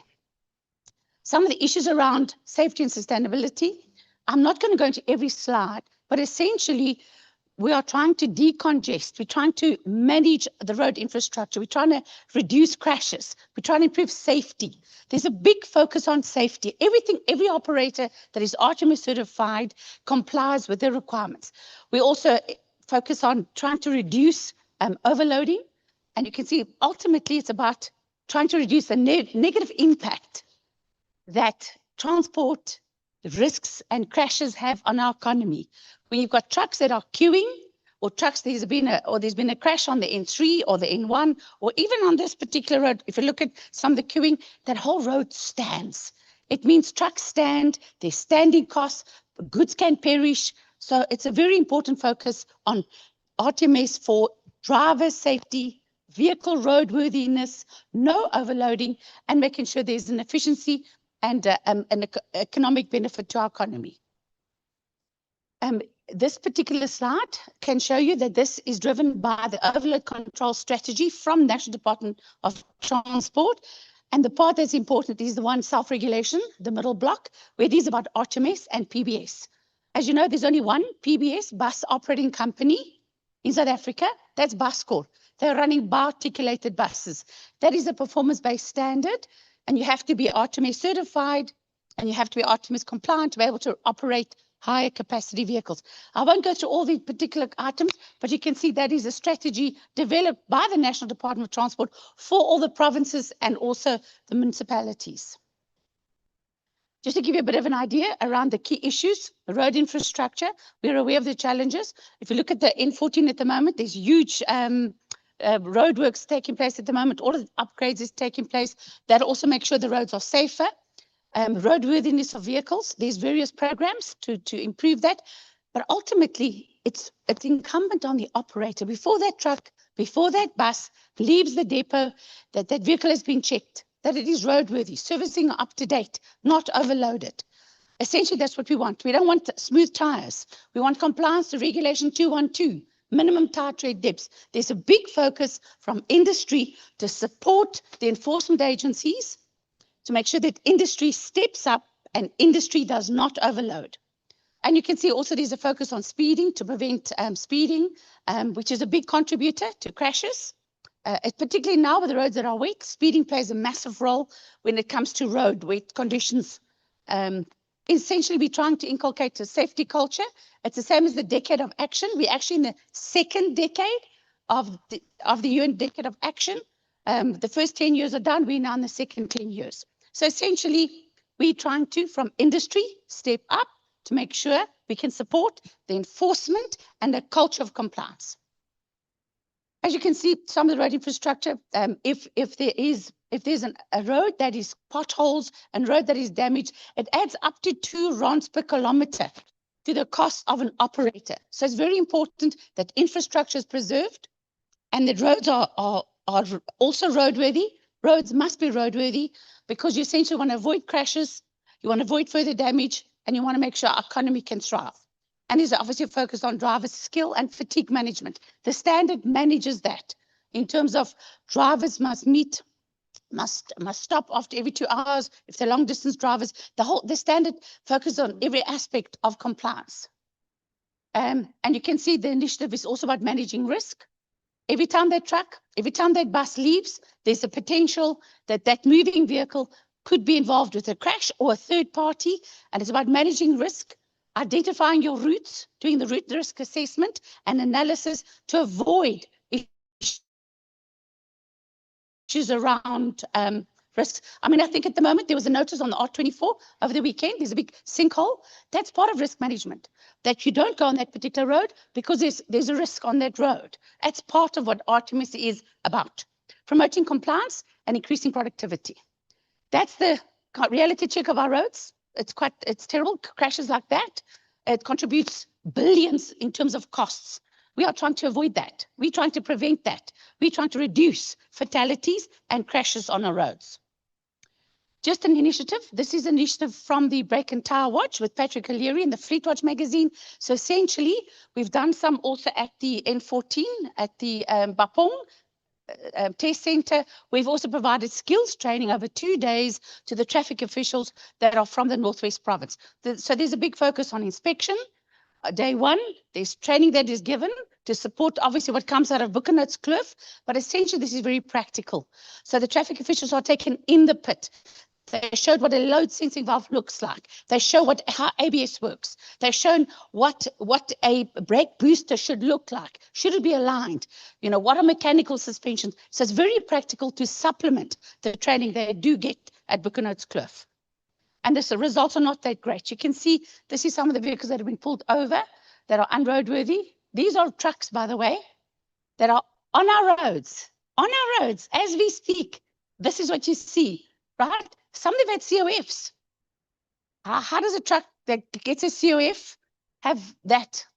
So that is why there's a combination of industry must step up, supports and law enforcement is given additional training, supplementing what they know to prevent this. Can you imagine? These are trucks on the road, by the way, with 56 tons on combination. Can you imagine how does that truck stop? How does it prevent a crash?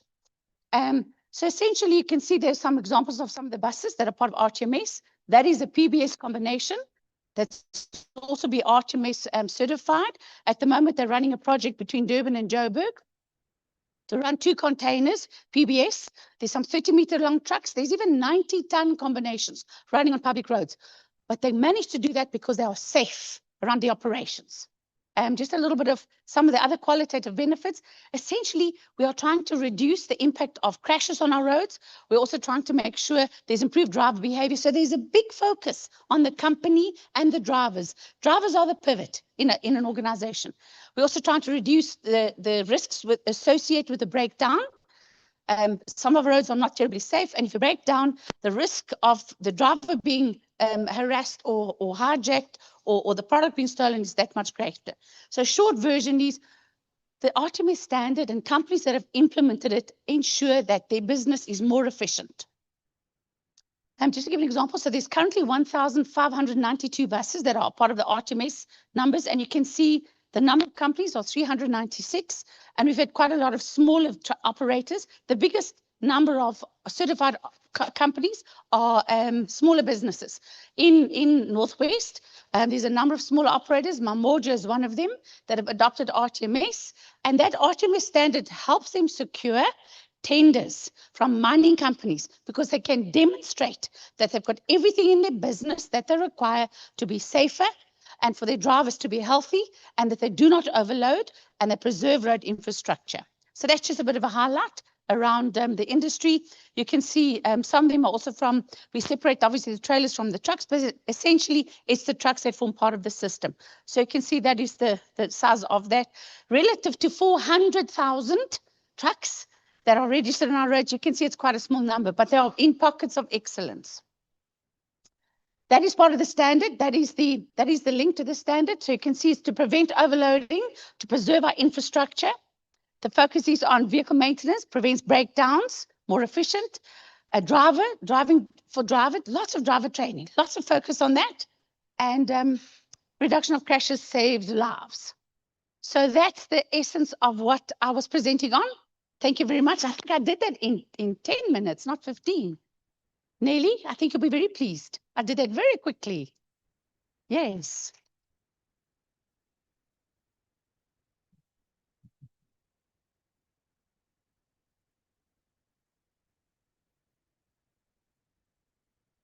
Another round of applause, ladies and gentlemen. Thank you.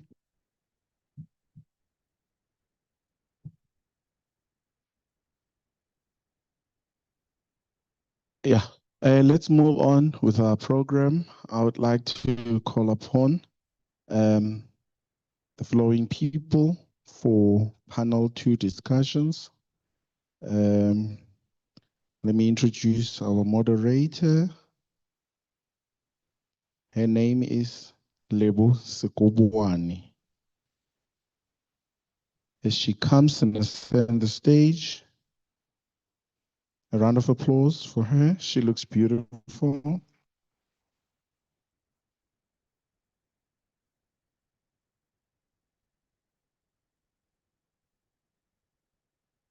Lebogang Paula Sekobwane is a chartered public relations practitioner and founder of I Am Brand and I Am Brand Foundation. With over 12 years experience in communications, facilitation, and strategic engagement, she is known for her confident presence and ability to guide meaningful dialogue across diverse audiences.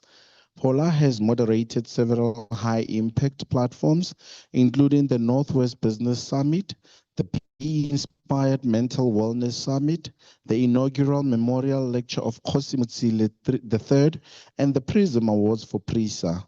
She also serves as Program Director for the RCDT Annual General Meeting, demonstrating her versatility and leadership in structured event environments. A passionate advocate for women and youth empowerment, she uses storytelling, AI-driven content creation, and business development skills to drive impact within communities. Multilingual and a proud member of the Black Management Forum, Paula brings clarity, warmth, and professionalism to the Bus Industry Connect panel discussion, ensuring engaging and insight-driven conversation. Congratulations, and let's give her a round of applause, please. For the panels, I would like to call upon David Reed. David is our ITS specialist who's doing consulting work for Yarona Rustenburg. A round of applause for David. I would like to call upon Godfrey Baloyi. Godfrey Baloyi is our unit manager, operations and technologies for Yarona Rustenburg. I would like to call upon Busisiwe Bonakele. Busisiwe is currently acting as the director at the Roads and Transport Directorate. She's currently our unit manager, design and construction, Yarona Rustenburg. A round of applause. I would like to call upon Tanyane Mariba, who is the new business lead at Wext Mobile. I will hand over to the beautiful panel as we unpack technology, innovation, sustainability within the bus, transport, and infrastructure. Thank you so much. Take it over. Thank you. Good morning, everyone. Now you're asking yourself, maybe why am I wearing green? It's just to support the theme because we're talking about sustainability, we're talking about cleanness, we're talking about efficiency, and we're talking about great energy. As introduced, my name is Lebohang Sekobwane, and I'm going to be hosting today our panel. And I would just quickly like to share with the room which questions, what is our panel discussion going to be about, so that when we get to interact, we are all abreast. And like I said, we're talking everything sustainability, everything green, and green, clean energy. Okay, for today's role of technology and innovation in transport efficiency. The minute we start talking about transport efficiency and innovation, it speaks to the global goals, which is SDG 9. It talks about innovation, and it talks about infrastructure, and it talks about reliant goods, so valuable transport. It is one of those things that when you look at the landscape of transport right now, each and every infrastructure is supposed to be reliable, faster. As people want to get to work on time, everybody wants to make it to a school on time to go drop off the kids. But like on the RMTC presentation, due to our current roads, now the question would be to our panelists or to ourselves today is, how do we get to make whatever systems that we have to be sustainable? How are we going to make all the technologies that are available to be currently innovative so that we can be able to reach our goals more faster? Hi. That was just an intro. Oh, sorry. I know you sounding so fired up, you even want to join. Okay. And also just a quick highlight to say the South African busing industry, right, adopting its modern systems. It talks to transport solutions, digital ticketing, like we saw from the WEX presentation earlier, and the fleet management, and we talk about a little bit of data-driven operations as well. So now this one would also lead into my questions, right? And then you can take the question because we're already invited up to join. Okay. How can technology improve operational efficiency and reduce cost in the bus industry? I think, information is power, right? Outside of technology. And technology is all about having the right information at the right time to make decisions, right? So, for instance, when we look at from our side of the world, from a ticketing perspective, as a bus operator, if you've got information, a ticketing system that gives you real-time information about what's going on, you can start to understand where your commuters are jumping onto your buses, right? You can start to understand the volumes of commuters that you have throughout the day and where you have those commuters, right? If you get your commuters to register, you can start to understand the demographics of your commuters, right? In terms of the age demographics, the students, so you can tailor your service better in terms of your customers, right? And I think one of the things that we see changing, especially from a payments perspective or technology perspective, is that technology needs to follow the requirement of the customer. Because in the past, what's happened is that we've had technology dictate how a business operated or how a customer operated. So I think from a technology perspective, it's really important, whether you're talking about payments or you're talking about fleet management, it's really important for the technologists to understand how that business operates and how that technology will fit in and add value, the best value to that particular customer in terms of what they're trying to achieve. Whereas I think, especially if you look at the ticketing systems, we've tended to push, technology standards and requirements onto commuters versus actually understanding the landscape. What type of commuters are we looking at? What type of payment mediums would be convenient for those commuters? And then going from there.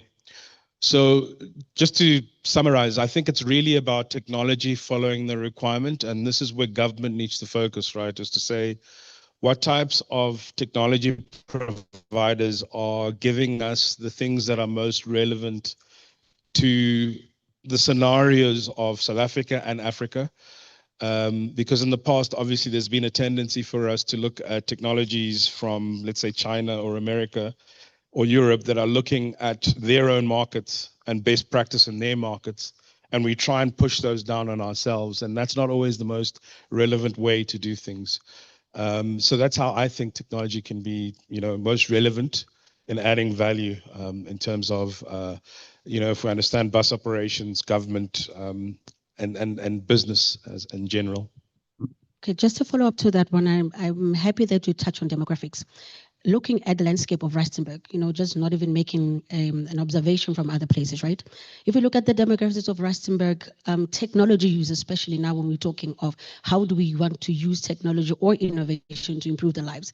I was just earlier making a note to my dear colleague on my right to say, now, let's say with the previous bus drivers that are, current bus drivers that are there, according to Trevor's presentation earlier to say it's mostly male 35 to 54. Most of those bus drivers, they fairly people that have been in the system for long. So how do we make sure we get to carry these people into the new conversation when we talk of innovation? Because remember, like you said, sometimes we do best practices, but is it necessarily befitting the people that it's supposed to benefit or the people that are currently using it, like the operators? I think that's a good question, right? And if I could just start, so when you look at payments in general, yeah. I think we need to meet commuters where they are in terms of, so what mediums are commuters using to pay for different services? And from that perspective, as an example, it might be that you might, as a payment system, need to integrate with an FNB walleting system or the Vodacom or MTN Momo Money.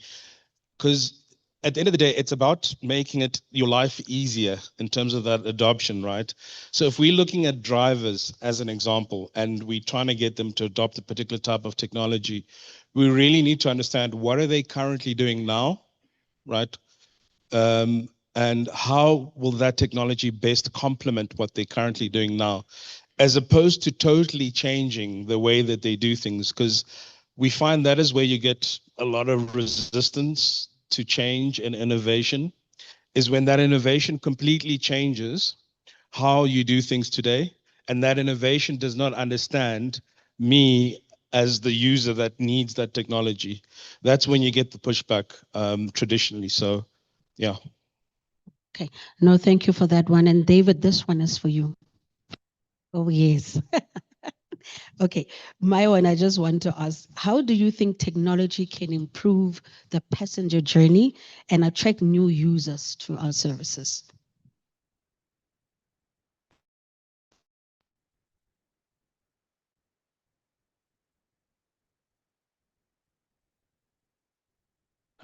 Listening, but when I'm sitting here, I can hear almost nothing.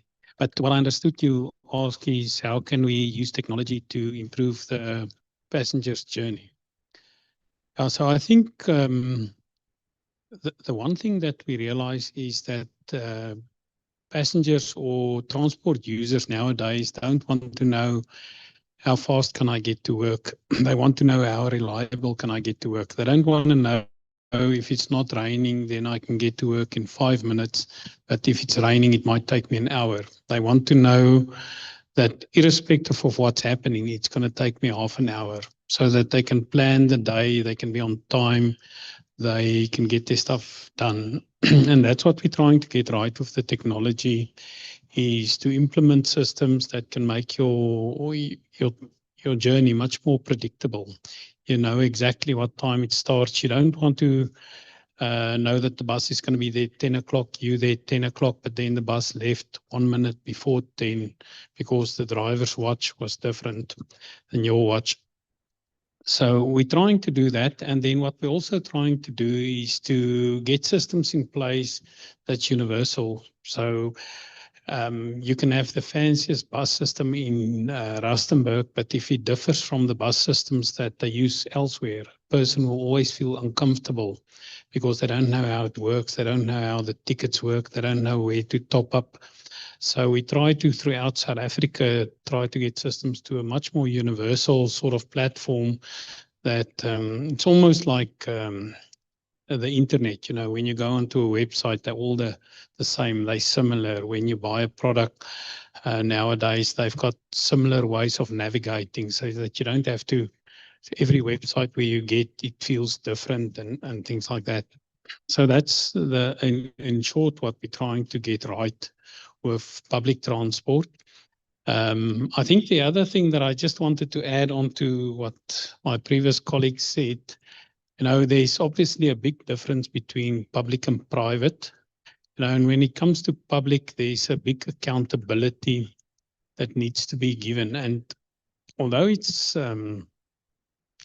nice to always follow the latest and newest technology and innovation trends, when it comes to public money and funding to get systems going, you cannot always do it because, if you lose 1 cent, who says that you didn't lose R1 million? It's very difficult. So when it comes to public transport, we tend to follow the pack. We're not always in front, not always first, because we want to make sure that whatever we implement is a reliable type of systems. We don't want to be on the bleeding edge of that technology. And I know that it is sometimes very frustrating for the public using the systems because they might say, I can buy with my cell phone when I'm at Checkers. Why can I not just pay with my cell phone when I'm on the bus? But from a public perspective and to be accountable, we have to make sure that technology is stable, we can account for it, it's reliable, and we can reconcile. Just something to think about there. Thanks. No, thank you so much for that. And just, every time you kind of finish talking, I'm like, okay, no, I do have like a nice follow-up questions, but this one will be specifically for Godfrey. With what he just highlighted, right? And what the best practices since Yarona has taken off, and having also been a proud citizen to have used it. And now I'm thinking to myself, clearly we have begun, and I know we want to expand. And now we want to compete on a global network because as much as, some other places it's still yet to go through the different phases. But what technology or innovation do you think, or strategies rather, do you think we can apply to want to compete in the global markets? When you look at your China, as I know, I'm kind of, I'm stretching it when I mention China, but they're reliable, fast, efficient, the transport systems, everything, when you look at how commuters, they move in different times, within a certain time they've arrived. How do you think we can move into a space that we are starting to compete globally as a municipality? I think, morning everyone. If you check the modern day, everyone is always on their cell phone. So you need to study your market, check your commuters, as he was saying, that if you understand your commuters, then it's easy for you to integrate certain things. Like, for example, instead of us now printing a lot of paper, we are trying to introduce new technologies in Yarona to have QR codes so that people can access just with the scan of a QR code, then somebody can have an understanding of what the system is about. If you're looking for a certain timetable, for argument's sake, let's say you want to travel from CBD to Waterfall Mall, then you can access that timetable that will show you the times of the specific route that you are looking at. And also what we are trying to do as Yarona, I think we are in the final stages of developing an app. That app is commuter friendly and it's strictly made for the commuter. Should you want to log a complaint, should you want to get a route analysis of what's going on, how a particular route is traveling. So those are the kind of technologies that we are trying to introduce so that the community can understand better how better to use the system. We are also introducing a new thing. It's an incident management system that will help commuters. It will come with a passenger assistance, whereby should there be a delay, the driver should be in a position to communicate with the passengers to say, look, we are going to have a delay on route so-and-so of about 5 minutes, and this is how long it's going to take us. As per the timetable, this is this route is supposed to take this long, but because of the delay of 1, 2, 3, you're going to take this long. So those are the kind of technologies that we are looking into. Yeah, but with the app, it's going to be one of the groundbreaking things that are going to happen, because we're looking at when you go to a How train station, for argument's sake, everything is well put together. The passenger information display, you can tell how far is your train when you're about to board. So those are the kind of technologies that together with David, we are trying to look at. And we believe that in the next financial year, we should be in a position whereby we are offering a fully blown technological solution for our commuters. Thank you. Well, thank you. That really sounds promising. Now I'm confident to use the bus more. And then this one is just to you, my colleague Busi. It talks to now sustainability with, taking what the three gentlemen have said, right? When we think sustainability, and we saw on Trevor's presentation, he was talking that in the Northwest currently is like 4.9% of people that are using the bus system, as much as, imagine it's the second largest, if I'm correct, Trevor, right? He said it's the second largest people commuter transport. How do you think we can sustain or rather increase for people to want to buy into using, let me say, Yarona, to sustain, that, as much as, remember, people have been reliant, most of our commuters, I believe, have been, taxi users. How do we say to them, you can get comfortable, come to the side, come use the busing system. It's something that can sustain you. Like imagine now there's an app, with an app that you can be able to check in for schedule, for times. How do you think we can increase people to come through so we can sustain that? Thank you so much for the question. Maybe I'll start by saying that in terms of sustainability, not only greening or the green transition is something that we look into, but it's more to look in terms of technological shift more than anything. So in line with that, I'll make references to the bus industry that we are in. Yarona is Rustenburg Local Municipality.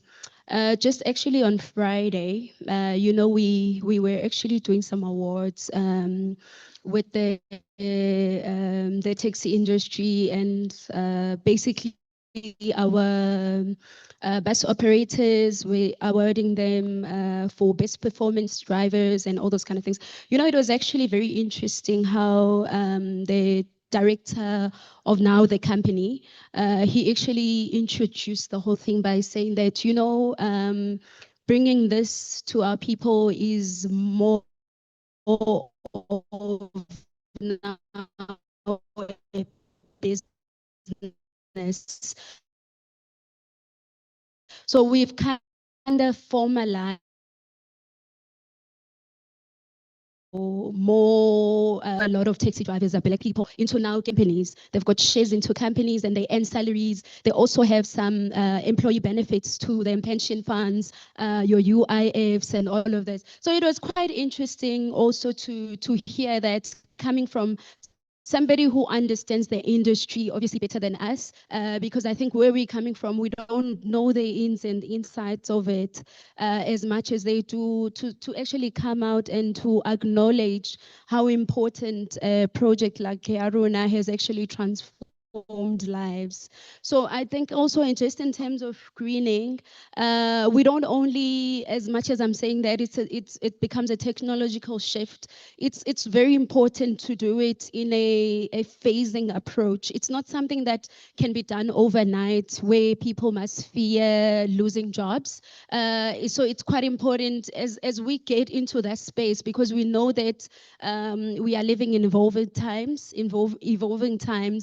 especially around technology. It's something that we need to start exposing our people and getting them into the planning phase, of which I think projects like Yaruna are those kind of projects where we can actually involve people and get them to give in input in terms of their understanding, because you know how the saying always says that a buffalo is always asked from those who are ahead. So we don't want to, it's actually not to take away the information and the knowledge that the taxi people and associations have around actually working within the taxi industry, but to bring that and incorporate it with our day and age technology. Thank you so much.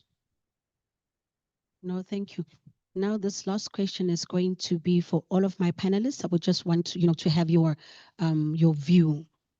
Currently, where we are with the global transporting system, including technology, because now we are really evolving. Everything is becoming AI, like, as Travelia was mentioning, now there's your droning, there's your AI, even ChatGPTs, maybe they can drive buses, we don't know.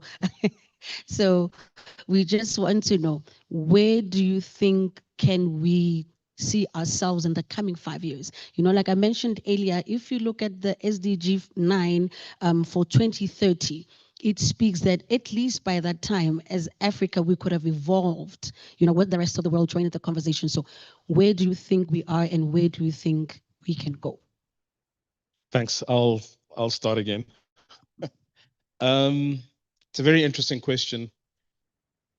I think where we're going from a public transport perspective, and you can see it partially if you look at the new RFI that was released by PRASA recently for the National Department of Transport, is where they're looking at, like I was saying, meeting the commuters where they are, so making as many types of payment as possible available in public transport, right? So making it as easy as possible, and you could say Sunrail started that journey in terms of saying, let's make one transport card for the whole of South Africa. But on top of that, looking at other forms of payment, right, to make it as easy as possible, so I don't have to walk, 1 or 2 kilometers to go buy a ticket before I can catch, a bus where I'm standing right now, as an example. So making it convenient for commuters. And when we look at technology in general and transport in general, I think where we are moving is obviously everyone's talking about the whole green revolution. I see some of the bus companies are already looking at battery powered buses. And from an AI perspective, a lot of the vehicles that are coming out, especially from China, have a lot of driving aids, right? And I was looking at the RTMS presentation that was given and the accidents that are happening on the road. If you look at a lot of those accidents, a lot of them are necessary because we have a lot of the technology to prevent those kind of things, right? We have driver monitoring technology to check fatigue on a driver. I mean, I've got a car that was made in 2013 that has that technology, right? We have tire pressure monitoring systems that can be installed in vehicles. We have lane centering technology, automatic braking. A lot of that stuff is already available in cars. So where I see technology going from a transport perspective outside of commuters is safer transport. You talk about AI, not necessarily ChatGPT driving around in a bus just yet, but ChatGPT and the likes helping the bus driver be a better bus driver, right? And where I see things going as well is technology getting pervasive, where I'm saying things are going to get cheaper, partly because of China, partly because as technologists, as we develop software, we're developing it to work on multiple platforms and different types of devices. So a lot of this tech, be it cameras that monitor your driving, that monitor the lane keeping, all of that kind of stuff will get cheaper because of competition, will get cheaper because of cross-platform software compatibility. So hopefully a lot of this will be adopted in the public transport sphere, thus making all our lives safer. But yeah, that's where I see things going in the next 5 years. All right. I like the fact that he spoke about the monetary value. So there's a campaign that we've started together with them as Wext. I think Anthony did do a presentation on that. When we wanted to start and have a conversation with the taxi negotiating forum, it was a back and forth. But immediately when we had that meeting with them to try to introduce the EMV, which is the Euro Master Visa payment system, they came on board without even thinking twice, because of at this point in time with the technology moving, no one wants to handle cash. We want to see ourselves in a situation whereby you can get into a taxi, you use your watch to tap and pay for your trip. So I believe that I'll speak on the behalf of Yaron. I know that I'm supposed to speak on the bus operating systems as a whole, but we are looking at technology as a tool that we can enhance our system. Yeah, because if you look at it in this way, as I said, people don't want to handle cash. Cash handling is one of the biggest problems in the industry, but with them introducing that EMV system, you can integrate it with, if we can integrate it with other bus operating companies like your Bojanala, like the taxi industry, then you have one card that's going to pay for everything. And you now move into e-cards, then you don't have to carry a physical card. That's where technology now comes into place. And I believe that in the next 5 years or so, we should be in a position whereby we don't even have to struggle about our drivers. For example, with driver behavior, with the incident management system that we are introducing, it's part of technology that we've introduced. It's going to monitor the driver behavior. For example, yes, we want to look at technology itself, but you know, Darko will tell you, they bought the driver's shirts. Just for them putting on a shirt brings a different behavior from the drivers. So, and TITA coming into play as well to help the drivers understand the commuters better. The technology that they bring forth as well, just to get the mindset of how a driver behaves. And with all those programs that we are trying to introduce using technology as well, we're having a paradigm shift from, as you know, our system is using previous taxi drivers, but with all those systems that we've introduced to them, there's a paradigm shift. Their mindset is different. So we're looking at it in a technology in a whole new ball game, looking at driver behavior, looking at cash handling, looking at how best can we improve the system in the coming years. Thank you. Yeah, it's not really fair that I talk after them because, you know, as they talk, there's lesser things for me and Boesie to say. I think I can I think I can agree with what they say. I just want to expand a bit on the cheaper stuff. Obviously, looking for cheaper technology, but I think what we would really like to see is cheaper fares for commuters. So part of implementing buses in lieu of minibus taxis and things like that is to better use the infrastructure that's available for us. The clever guys can tell me, but I think it is something like one bus for every 20 minibus taxis if you've got it on a schedule. So all of a sudden, you know, you get much less congestion. We don't have to expand the roadways, especially in the inner city and stuff. And I think that government needs to do much more in incentivizing regular or frequent user public transport users. So at the moment, to give you an idea, so we want to reduce the queue of people standing to buy tickets. So we say to them, if you buy 10 trips, we're going to give you a discount. So we incentivize the guy that can afford to pay 10 trips. But the guy that can buy one trip at a time, he gets no discount. He must still pay the full fare. What we're supposed to get to is to a point where we say, okay, if you use public transport, and you do 60 trips a month, it means that in the morning you travel, in the afternoon you travel, you're really contributing to the process of trying to improve, the fact that we don't have infrastructure available to do it. So I would like to see that as part of the going cheaper sort of thing, that government really puts a dollar in there to try to fund the shortfalls of the public transport operators in giving better discounts to real frequent users of public transport. Then on the safer, I agree 100% with what my colleagues have already said. We want to monitor the drivers, we want to monitor other passengers, and especially other passengers. You want to, as a parent, you want to be able to take your 5-year-old kid and put them on the bus and know that nothing is going to happen to them. You don't want to, and a lot of parents is actually taking their kids to school, even if there's a bus running past their house, because they don't trust the bus, they don't trust the other passengers on the bus, and then just back on that driver behavior. So a lot of times when we test the systems, you get to ride on these buses a lot during the day. And it's when you ride on these buses a lot that you really realize that we're not at the point where we really, it's not a comfortable ride. At the end of the day, your body is sore.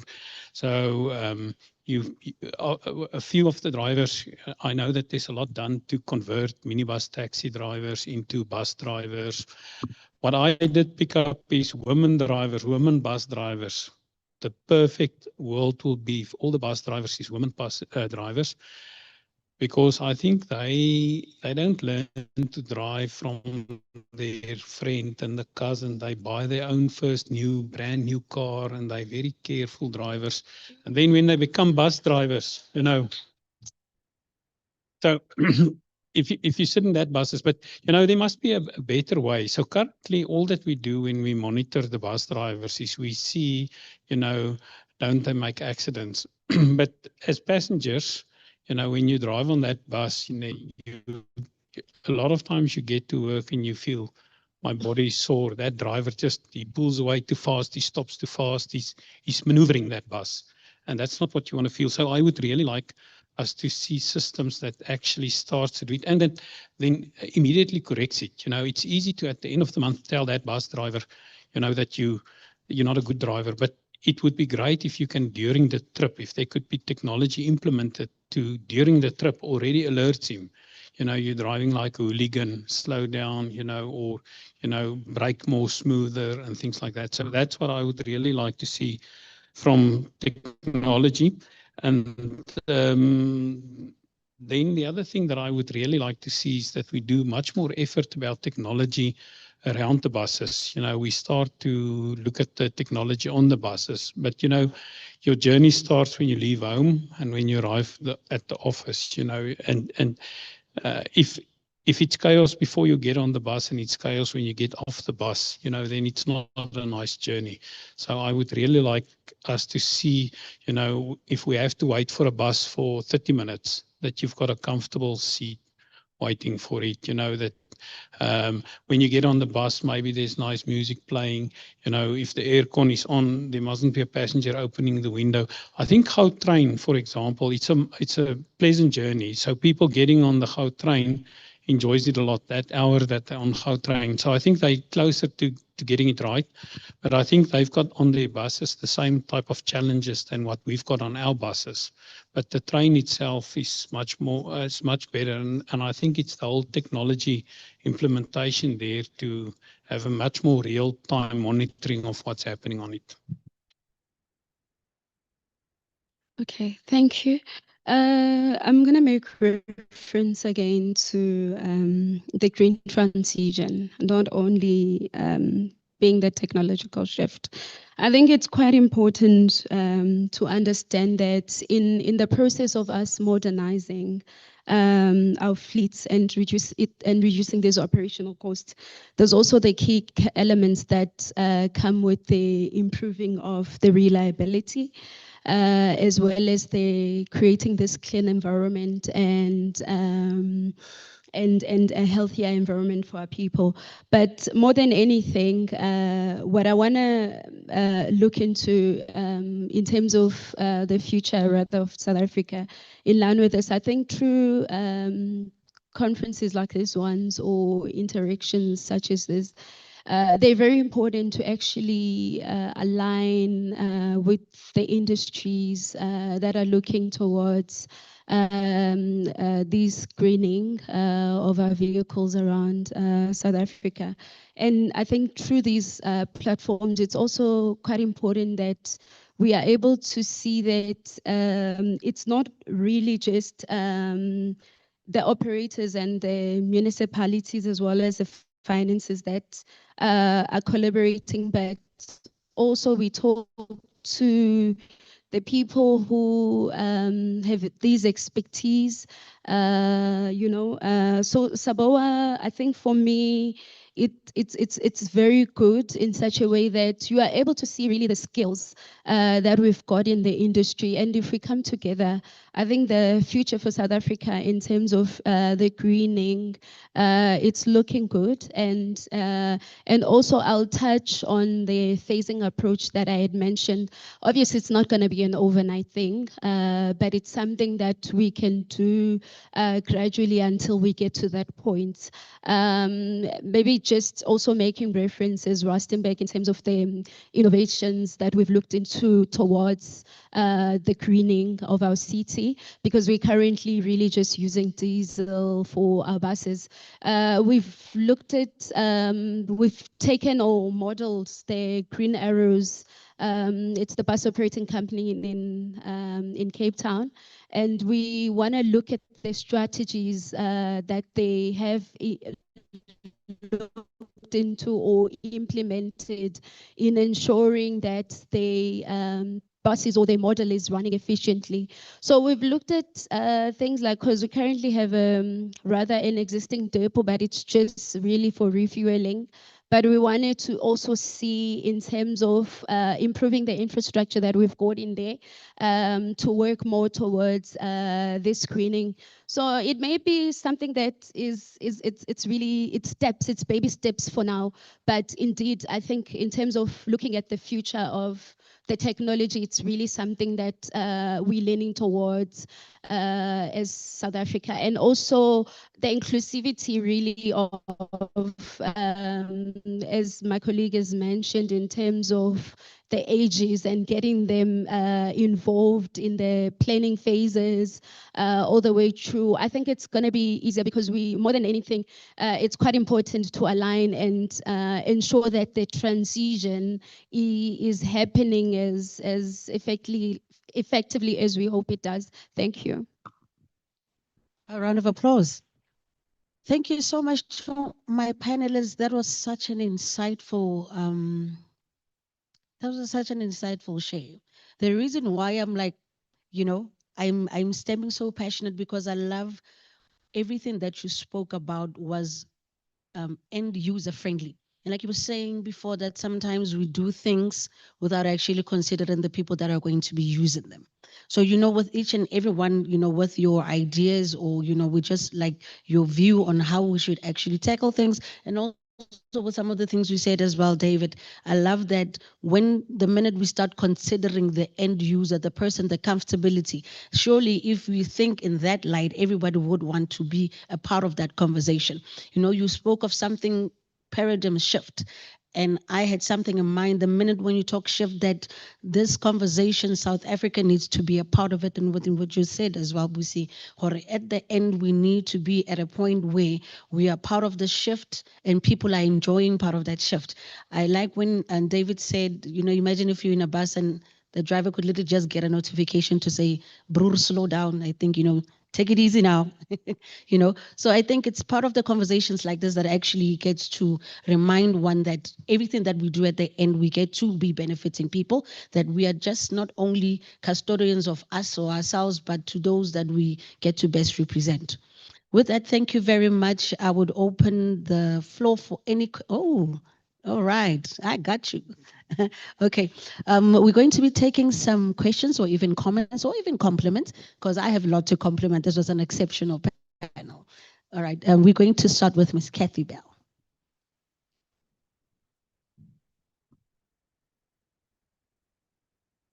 Thank you very much. Yes, and it is a compliment. I think it was really good. The session was interactive. The one comment, the gentleman over there about the all the safety measures. Yes, all the RTMS operators and PBS operators use all of that. They use fatigue management. They use tire pressure monitors. They use all the safety packs that you could find around load, securement, etc., etc. So yes, to reduce crashes, definitely. There was a comment about women drivers, lady drivers. Because I try to get my presentation over so that there's more time for you, do you know that Buscor is over 250 women drivers, some still in training? Not sure if that was commonly known. By the way, Buscor is also RTMS certified. And then Golden Arrow Bus Services to the young lady there, they're also RTMS certified, by the way. And in fact, they're running EV buses and they've got a huge PV station that they have. But you know that there's also local operator that's concluded an agreement with MAN, big bus operator. So there's going to be localization of EV buses in South Africa. It is very important because we don't want to lose those skills, you know, to build bodies and things. So that's very, very exciting. So you will be able to green the supply chain to some extent. But I thought I just want to give an observation around the women drivers, particularly Buscor and many of the other bus companies, but it's quite a big contingent. I think it's almost 50% of the fleet. And then the other very important last comment I'm going to make is that they have 50% less crashes. Maintenance is 40% less than the same routes for the same male drivers. Just putting it out there. Yes. And so the vehicles, there's less wear and tear, and also fuel efficiency is much more. Oh, and by the way, if you are a bus passenger, you don't get that impact. They do smooth driving. They don't brake and do that. Or the lady drivers, the women drivers. But thank you. It's a great panel. Thank you. Thank you. Thank you so much. Is there anyone else with a question? There's a gentleman at the back.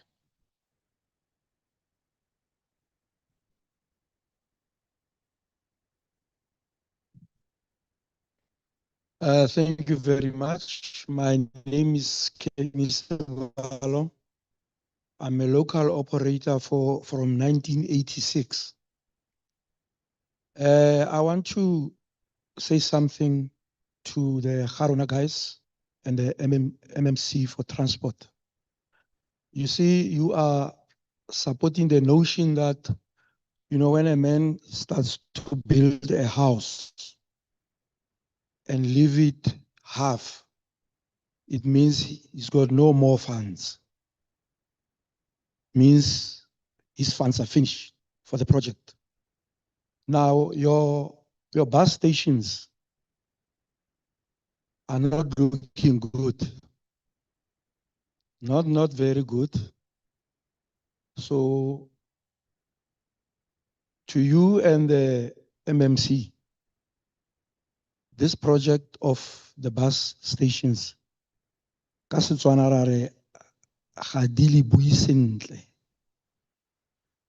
speed up that project.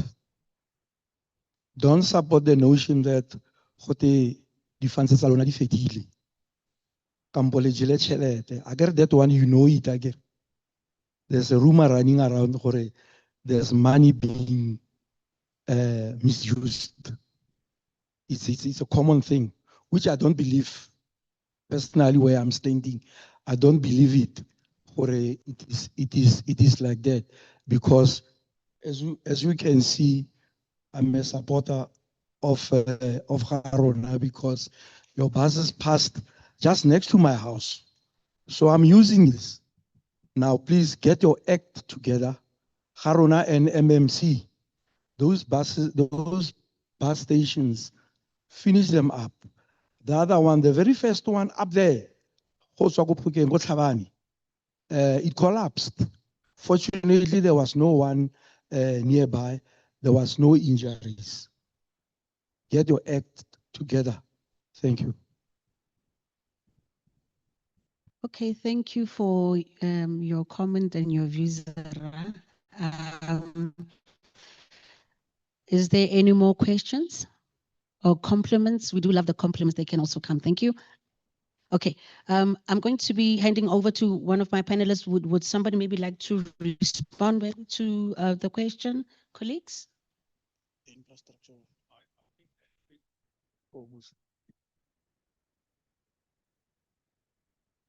Okay.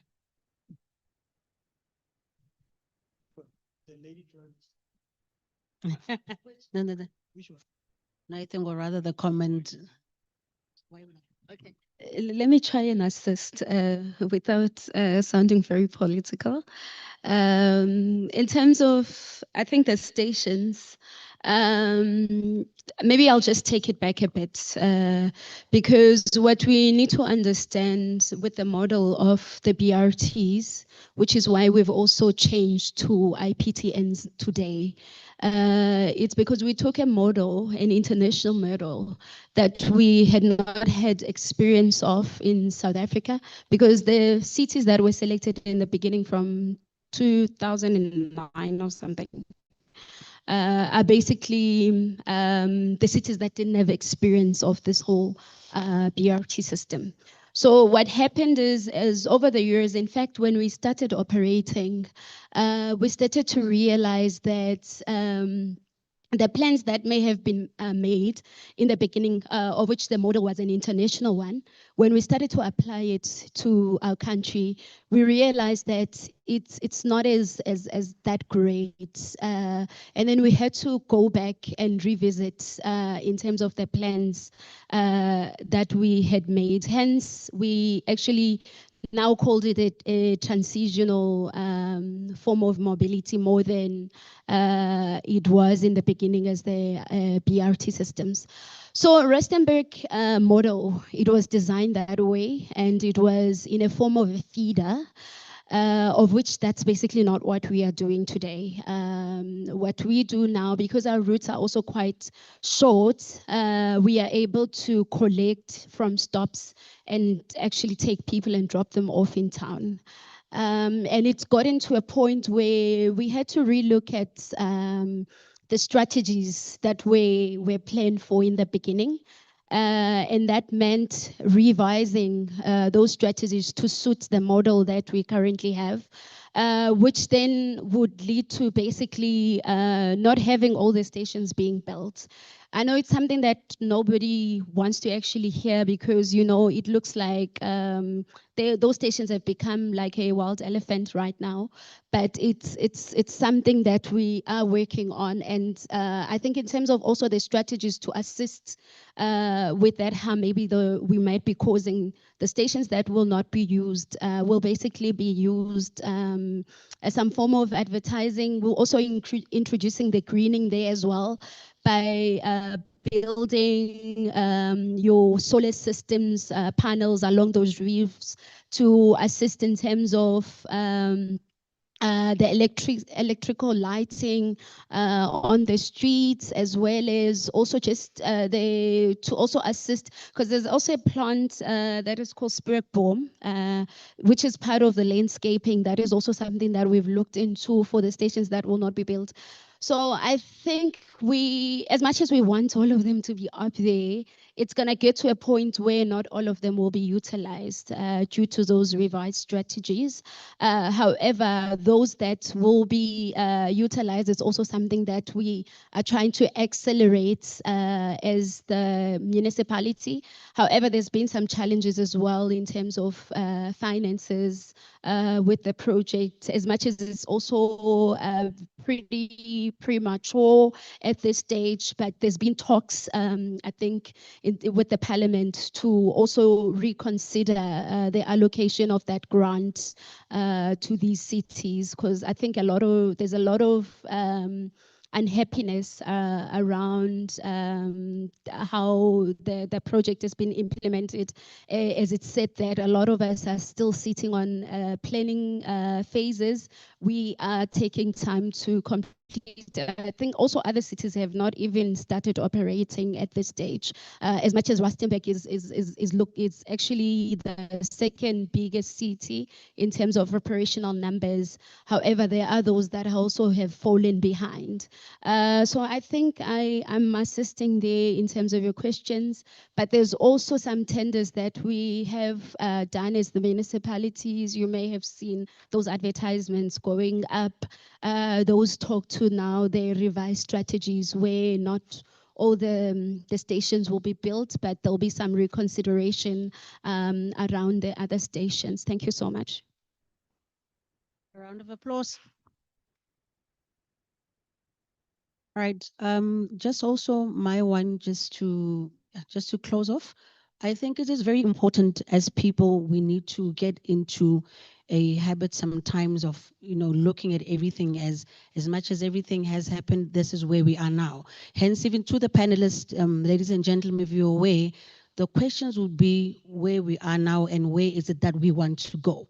So in that note, to the colleagues with what currently the question of the buses, and we should be on a note of this is where we are. And I think it's actually working. Where it is actually working, it's effective, and people are, even a card carrier person is like, we are here now. Let's move forward. Let us look forward to the next big thing. Where can it go? Because I think everyone really wants to join the conversation of, I am also a Arona card carrier as well. So I just want us to get into a stage sometimes of, we appreciate that we are moving forward. This is, for the previous many years, there's been a lot of challenges. However, to the team, you're actually doing great. If I would have to say myself, that you've actually moved quite a lot, and I know there's a lot of support. There's a lot of people that are now relying on the system. So yours is just only to take it forward, and we look forward to the great work. Thank you so much. Thank you. A round of applause for our panel. Thank you.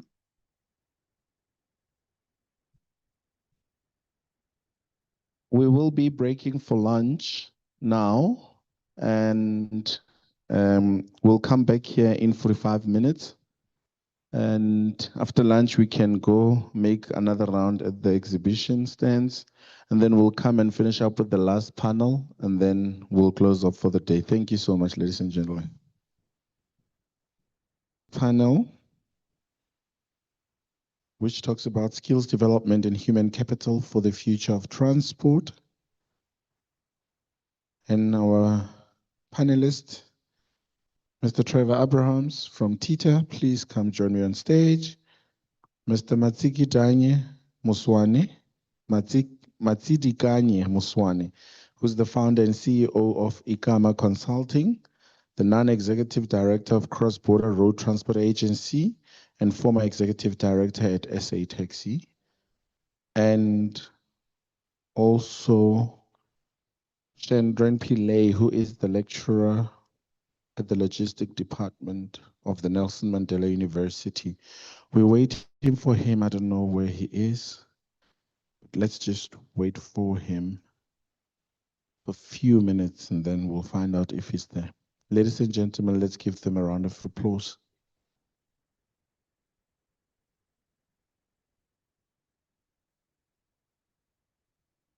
I think it's fine. We can continue. He'll join in the conversation. Okay. Thank you.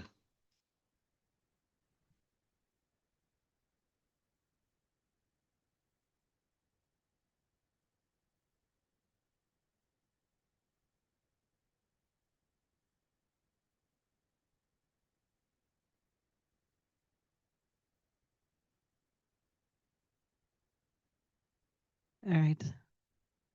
Good afternoon, ladies and gentlemen. Good afternoon, ladies and gentlemen. And I thank you for thanking me. I just wanted everyone just to be refreshed, as at least we had some nice refreshments. I hope everybody has had a chance to participate and have their lunch.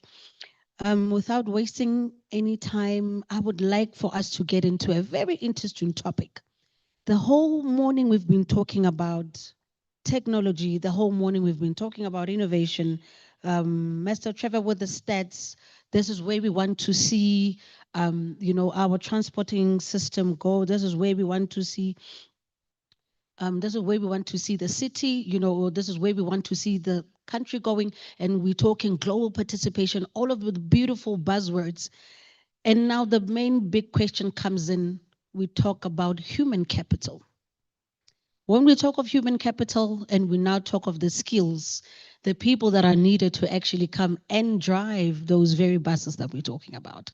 Hence, I said it's a very big contributing factor to some of the questions that we've had and the previous panels to say, we've got all these beautiful systems in place, but where are the people to actually come and do the job? And currently looking at the South African landscape when it comes to human capital, in other words, when we're speaking of now employment, it becomes a very big issue. To say we've got all these beautiful systems, sometimes we do not have enough capacity. There's not enough capacity building. There's not enough people that have enough skills. People have the love for the job, but the skills are not really there. With the technology coming in and with all these different software or programs, people are not as evolved as the very programs that we are involved in. Now, to my panelists, I just want us to really have an authentic approach, an authentic conversation around to say, we do have all these great resources around, but how do we now get to capacitate the very people that are using the systems? As I've mentioned earlier, like I said, with the age group that you showed us on the slides, Mr. Trevor, that the 35 to 54 is predominantly male people. And I know there's one bus driver here, gentleman, his name was Rem Mutli. He used to drive, and I can see he started driving buses from a very young age, and now he's been in the industry for quite a long time. Now, how do we capacitate somebody who's been in the industry for so long, who's used to manual ways of doing things? Now we onboard that person to say, we're not manual anymore. Now we are becoming technology driven. How do we get to carry the conversation to those who've been in the system? And how do we bring along new people into that very system? Like I said, it's human capitals and we're talking skills transfer. Right. So I just quickly want to jump into this one, particularly for you, Mr. Trevor, then I'm going to come to the rest of my panelists. Okay. Now we're talking skills, critical skills. We are talking evolution. We're talking changing landscape of transport use. What do you think are the most crucial future skills required for this evolving landscape that we have? Good afternoon. Just to make sure I get your question correctly, what do I think is the critical skills required for this evolving landscape that we are in? I think what we do, and I know it's not just DITA that's doing continuous research. There's a lot of universities, there's a lot of individuals within the transport sector that's continually doing research to actually see how the transport sector is actually evolving and how is it coming into what's actually happening within the space. For us as DITA, we use the data that I've presented. We call it, we come up with a sector skills plan. And from that sector skills plan, we actually use the data and see which are the skills that the industry is telling us that they need more.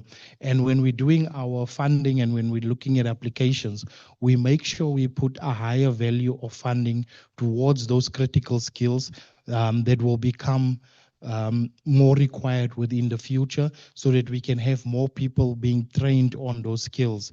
That's the one aspect that we're doing.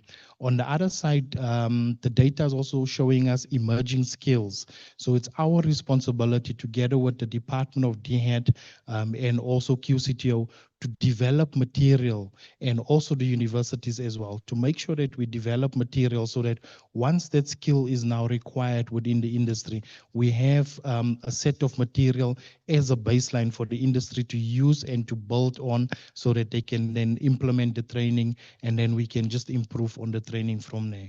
Thank you very much. Colleague, you can also just please bite in for me. Just also give us your view. What do you think is the way how we can integrate? And like I was asking the question earlier, what is your view? Rather, just share with us. Good afternoon to the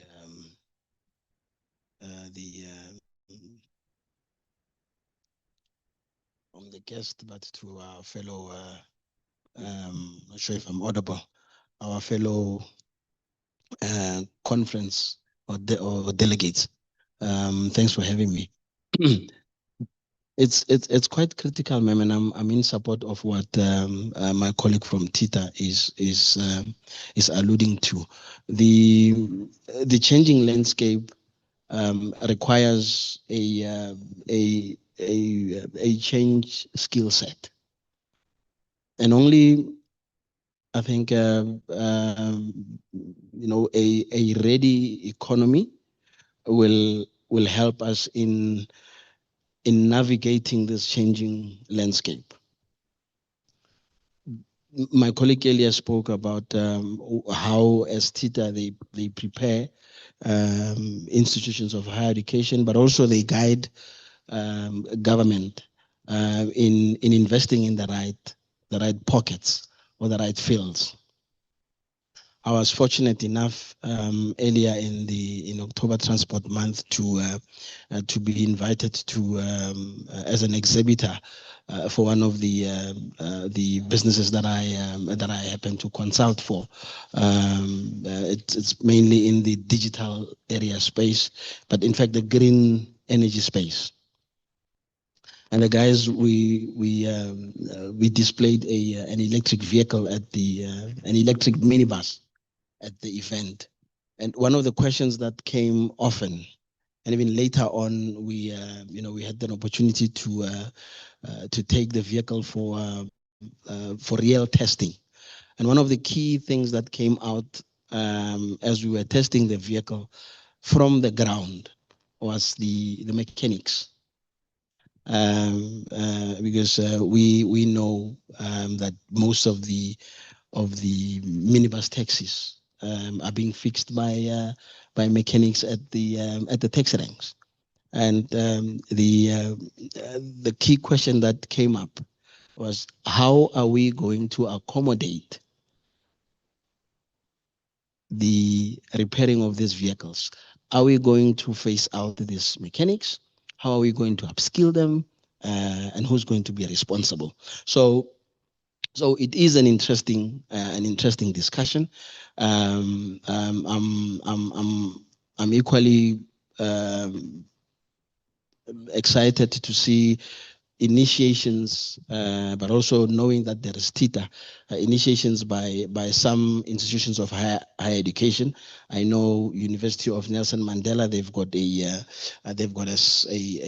unit, I think it's called UYILO or something like that, that is already taking up training of new graduates into the digital space, but also critical is to absorb and reskill the skill set that is already there. Because the reality is that, I mean, if you go to any rank, even around here in Rustenburg, there is thousands and thousands of mechanics out there.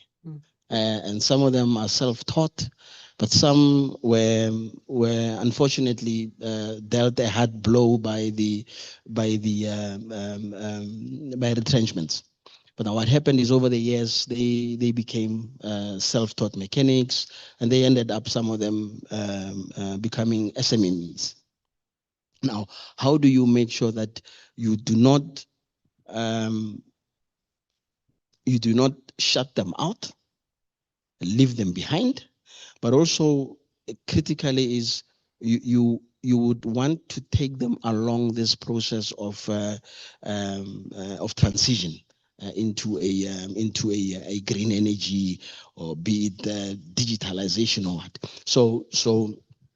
So critical for institutions like the TITA, University of Nelson Mandela, and I saw there's a business out in Roslyn in Pretoria that is already championing the training and reskilling of the current labor force to absorb and to appreciate technology. So I'm in support of this. It's critical that government, but also businesses, invest in the reskilling of the current labor force. Thank you. Okay. No, thank you so much. And, you know, just even on that one, the minute when we're talking training, we talk technology, we talk innovation, and already it creates a space or a room to look at the world differently because the world is moving differently compared to as how we know it. Or even example with the education even itself, as much as there's still, you know, a lot of can we say career choices, right? But mostly now the world is evolving towards technology. The world is moving towards a lot of, you know, innovation to say, this is, you must think of what do we do next, or how do we do this next? So I think it's important to note that the minute that we get to have an inclusive education system, which is going to be talking to your e-hubs, or even that's going to be talking to your skills retraining, I like that you say you absorb and you upskill. So that is one is important. Okay. And I have a very difficult question for you, but I hope you will answer. Okay. Now, since we're talking skills and we're talking human capital, I would want for you to take us into your view of what do you think of the growth process where we are, or where do you see us with this very conversation? How does the growth part of it, the minute we start with integration for the upscaling, the minute we start to say we are ready for the conversation, we are ready to grow, how do you think we can enforce the conversation of growth in this context of skills development? Okay, thank you. Good afternoon, everyone. Once more, my name is Eric Motswane. I wouldn't want to go too far. We have, for example, our taxi drivers that are able to, that have the skill to change the money for the passengers, do the calculations and correct calculations for 22 passengers in any vehicle. Even the person seated at the far back get change and correct change. For me, it's a skill that is linked to a taxi driver, a person who is seen as a less academic person in the society.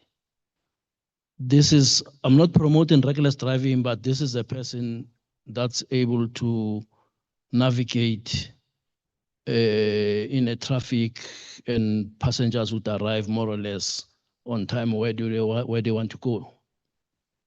I'm saying that skill, that wisdom is being let off without justice being done. What do we do? How do we motivate them? You know, how do we redirect what they're doing? How do we enhance that skill? You know, it's really going to waste. There's no question about it. You know, so before we go to complicated technological systems, here's a skill that we see on a daily basis. You know, what do we do about it? You know, and of course, in a corporate environment, it's about how do we close the skills gap. You know, there's a serious skills gap, professional programs, competency, and a lot of skill shortage, you know. And organizations like TITA, I would like to hear them say more. How do they change with the times in terms of innovation, in terms of what the world is facing? Also a product of TITA. I must say I learned a lot, and I was able to gain a lot of skills and wisdom, but it was those days back, you know. But what innovative ways is TITA using to ensure that they keep up with the times? Thank you. No, thank you for that. I think, Tita, you do have a question. What is it that you are doing for us to be able to keep up with that? Thank you very much. I think this gentleman wants to be moderator as well, but thank you for the question, sir. So what we do, We also have leadership development courses. And let me maybe just take 2 seconds to explain the background, what we did with our previous learners. We take them through an executive program, but in that executive program, there's also a component where they go to other countries, where they actually go and observe how do they do it. And interesting enough, there was this one time that they went to China, including with our board as well, our TITA previous board. And at this TVET institution in China, they actually teach the learners how to build an underground train station, similar to the Gautrain. But once you stand on that station or on that platform, it's similar to, or it creates the feeling that you're really at a train station. So when the executives came back, they said, look, if a TVET in China can do that, certainly we can also fund our institutions so that they can have the same. We then put an indicator into our annual performance plan to actually assist TVETs with infrastructure. We were very deliberate about that. But we actually found that our TVETs are not on that level yet where they can have those kind of drilling machines in the TVET to actually teach the learners on the TVET. And we went back to the drawing board and we asked ourselves why. One of the questions that we then, or one of the reasons why our TVETs are not ready, you would find that our lecturers, they were probably in the industry years back, they're not practicing anymore. So we went back to our annual performance plan. We said, let's expose our lecturers to the industry.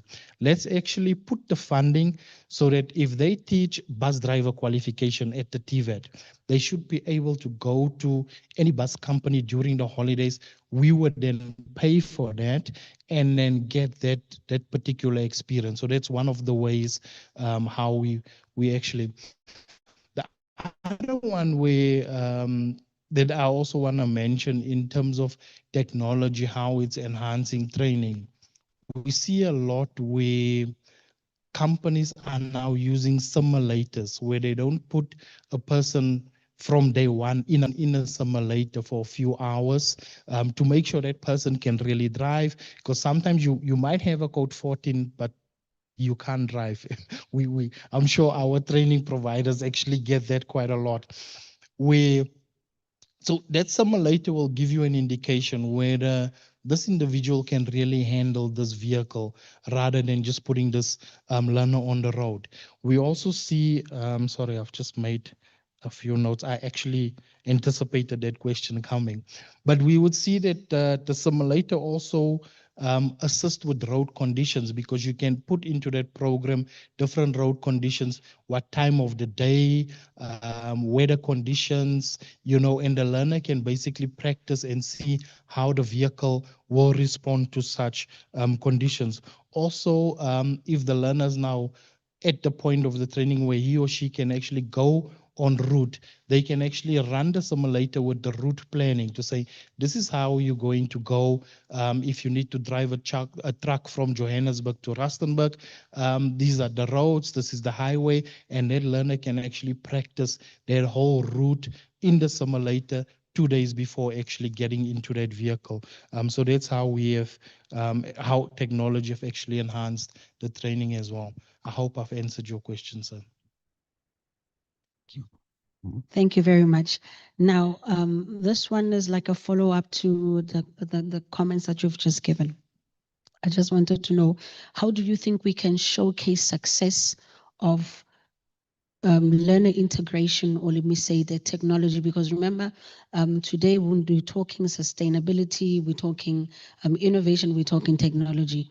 How do you think we can showcase the success, Because one of the things that I've realized, a lot of great things can be done, but because of there's just so many things undone, we get not to acknowledge that actually, from this program, there was an example of 1,000 students, and from this 1,000 students, 2 or 3 went into this different program. When you talk success, sometimes how do we showcase that success? Thank you very much. I think I happened to be involved in a seminar with some public transport specialists, but one of the attendees was a lecturer at the university.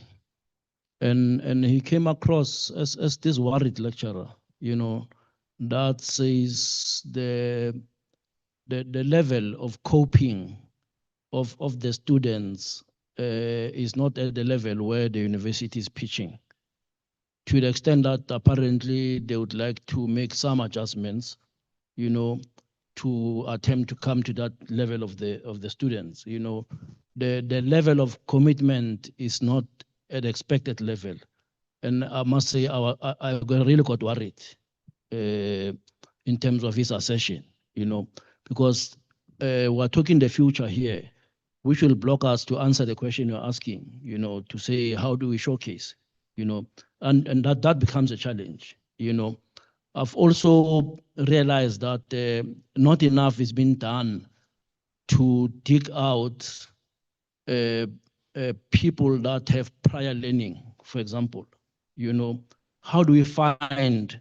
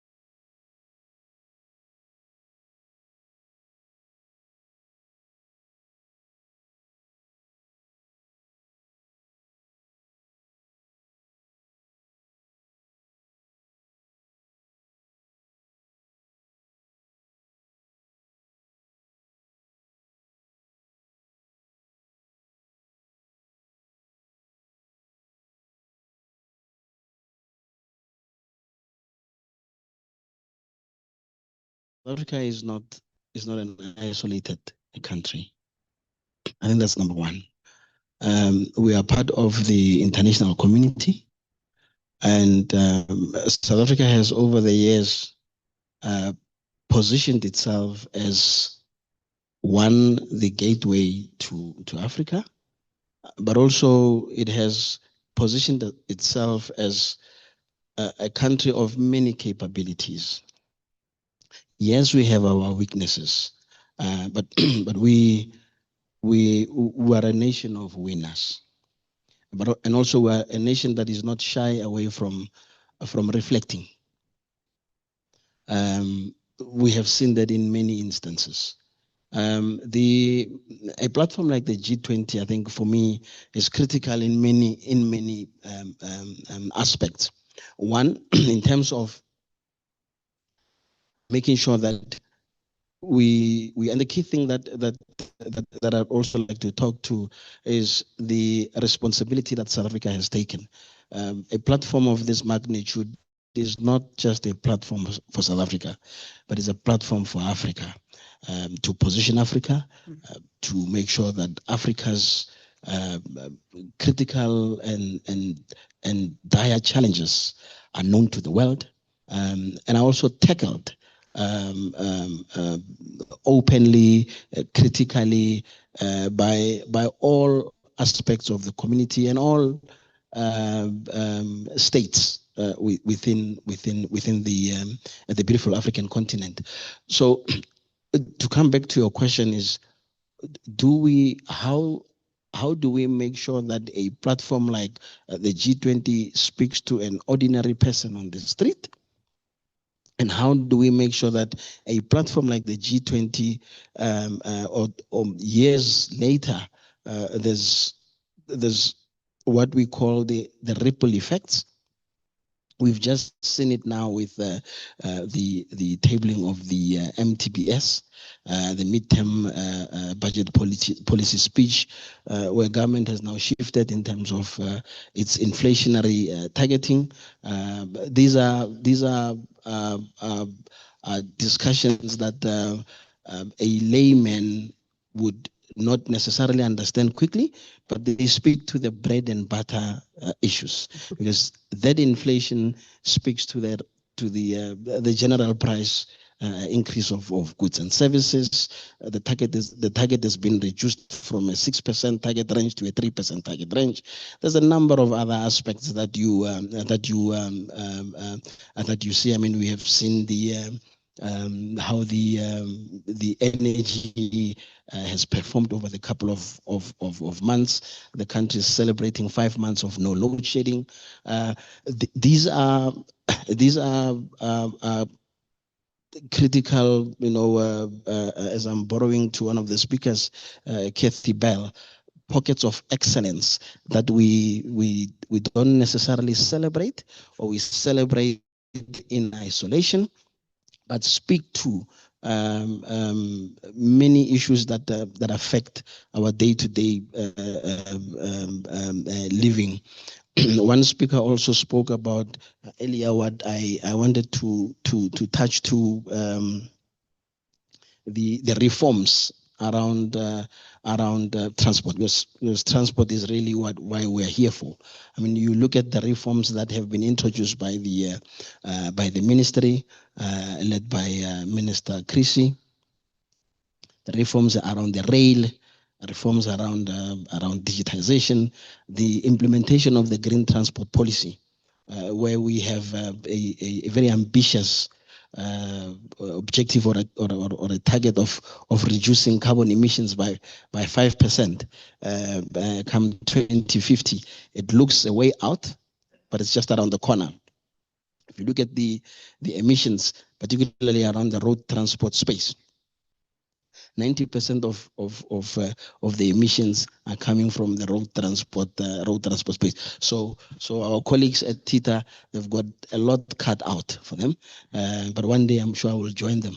They'll be busy. I'd like to be busy as they would be, because there's a lot that is going to be needed from institutions like themselves. They've done a wonderful job in terms of how do they, to the issue that we're talking about, how do they make sure that we have the right skills for the economy that we want to see.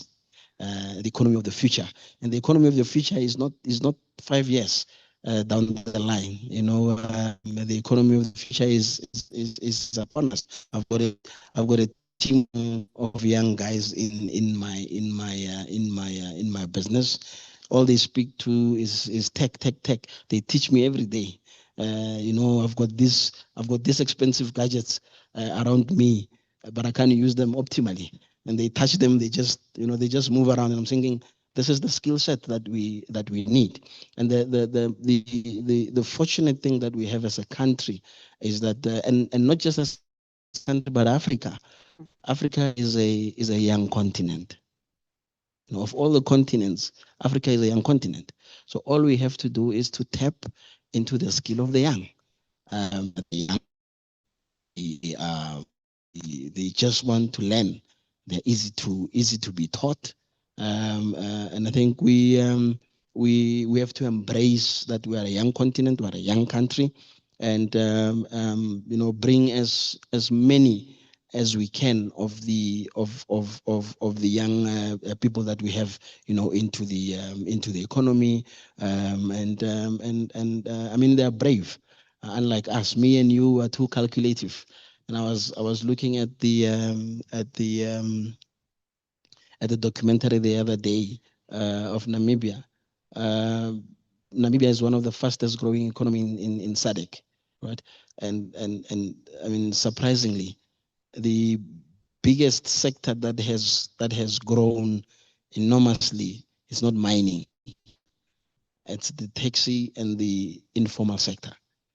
So there's a lot that we can learn from our neighboring countries, you know, as we navigate this new economy, the green economy, the digital era. So there's a lot that we can benefit from. The critical issue, again, as I rest, ma'am, is Africa is a young continent with lots and lots of opportunities and capabilities.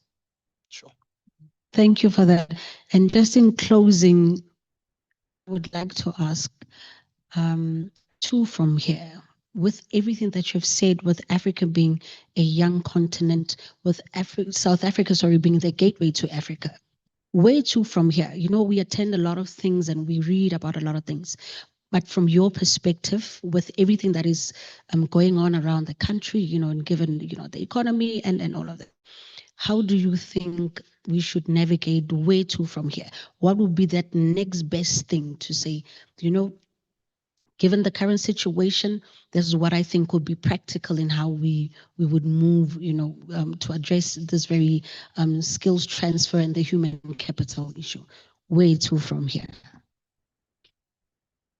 My colleague spoke earlier of the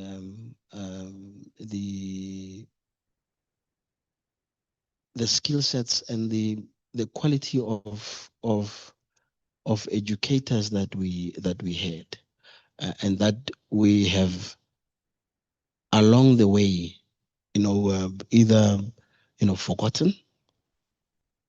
I saw, I think it was late last year or early this year, where was it Transnet or SAA had a number of experienced engineers that said, look, we would like to donate our skill set to the country, because we've got shortage. One is, in order for you to navigate the future, you equally need to appreciate where you're coming from and appreciate those that paved the way for you to get to where you are. So in answering your question simply is an integration of the past and the present is going to be critical for us to navigate where we're going to. Thank you very much. Mr. Trevor, where to from here?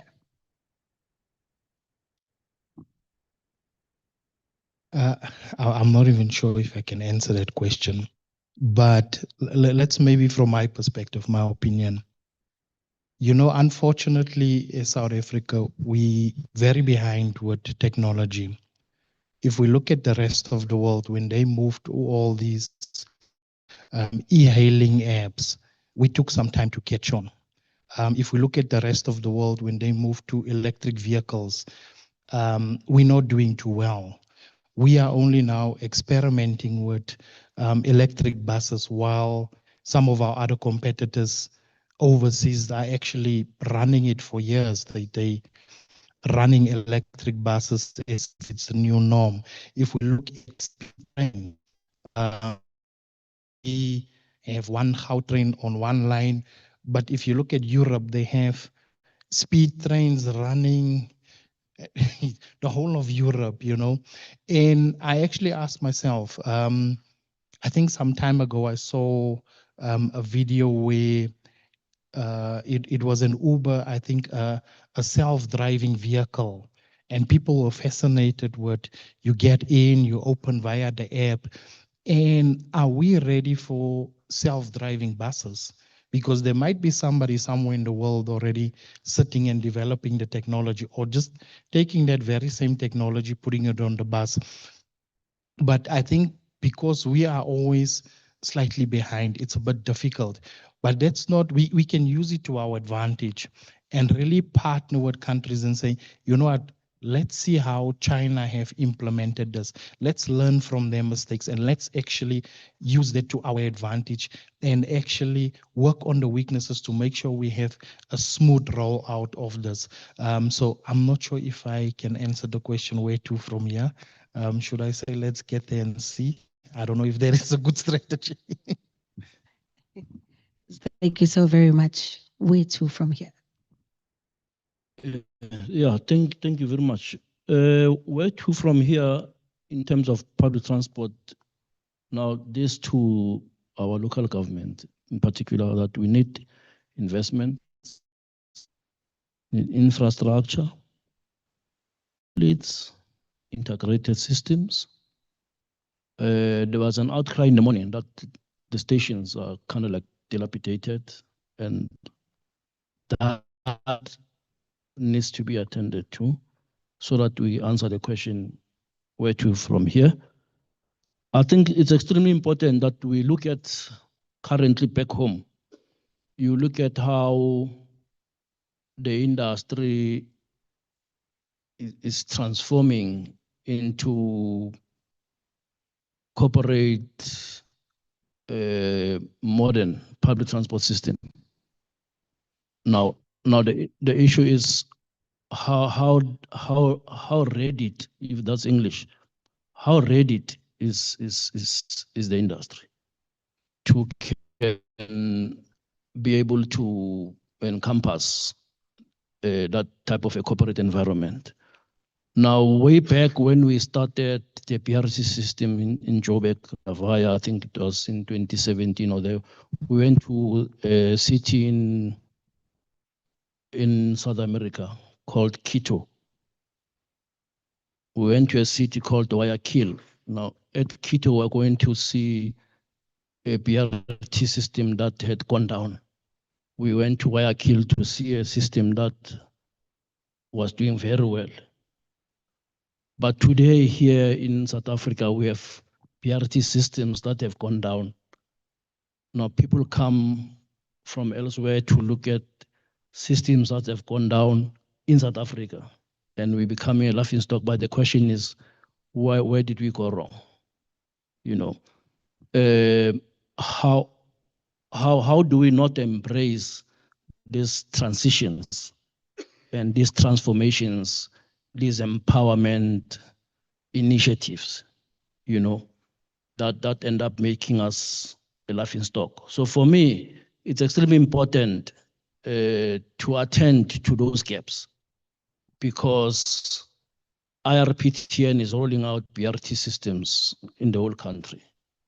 You know, the fear is how many of them will succeed at what cost, for example. So for me, it's important that institutions look at that gap.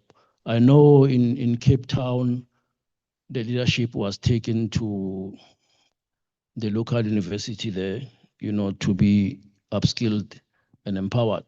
You know, I know in Joburg they were taken to vets, but the same vicious cycle is taking place. You know, so the question is, where do we go from here? You know, it's extremely important that in transformation cases, these transitions are handheld until they reach maturity level. Because in a transition, when you pull the plug prematurely, the transition process or the transformation has got a tendency of regressing and going back.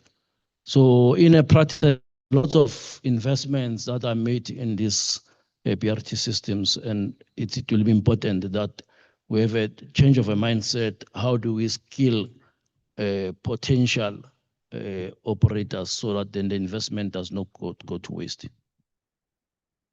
Thank you, ladies and gentlemen. A big round of applause. So my key takeaway from this panel is skills, transformation, shift. I would just like to thank everyone who was present with me here today on my panels. If there's any comments, if there's any compliments, we do talk those as well. Or you maybe just want to ask something. Is there someone who would like to ask something? We are solid.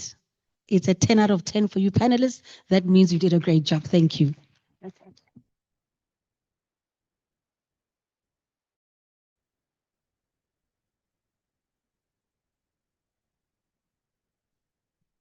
Thank you so much, Lebo, and a great panel. As we are about to close, can I request MMC for IDP to come forth, Councillor Virginia Mputle to come and give us closing remarks, then Nelly Mkabela will do the vote of thanks, and then I will close off. Thank you so much. MMC, the stage is yours. A round of applause for her, please.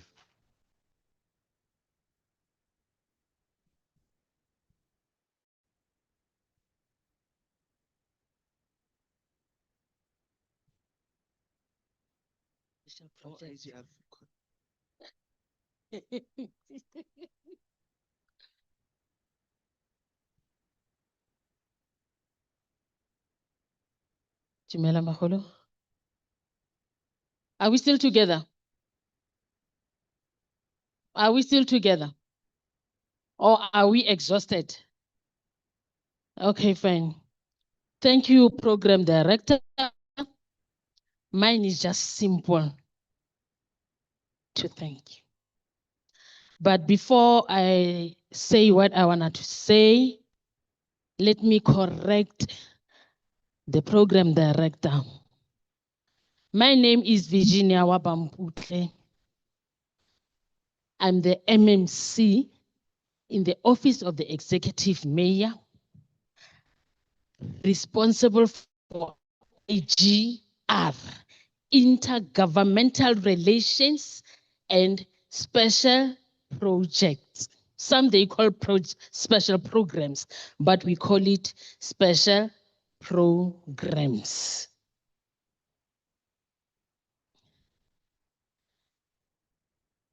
It was a very informative session. The municipality really is doing a very good job with Yarona bus system. SABOA, we'd like to thank you for coming here in Rustenburg. Also with all the stakeholders that are here, we'd like to thank you very much. So we hope to see you very soon. We hope to see you very soon to cement all this engagement that we have done today. In that way, short wait, thank you very much.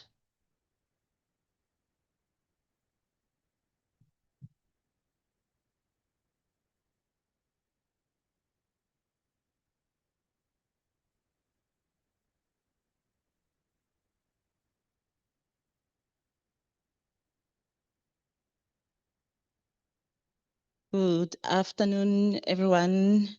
All protocol observed. My name is Nelly Mkabela, the Executive Manager of SABOA nationally. I would like to thank you all for your presence here. I would like to say special thanks to the MMC of Roads and Transport in Rustenburg, the Executive Mayor, and Transport Forum. Thank you, Harry. I know it's Monday, you don't like working on Monday, but thank you. Thank you to all our exhibitors. Thank you to Tita. We are talking transformation in the bus industry.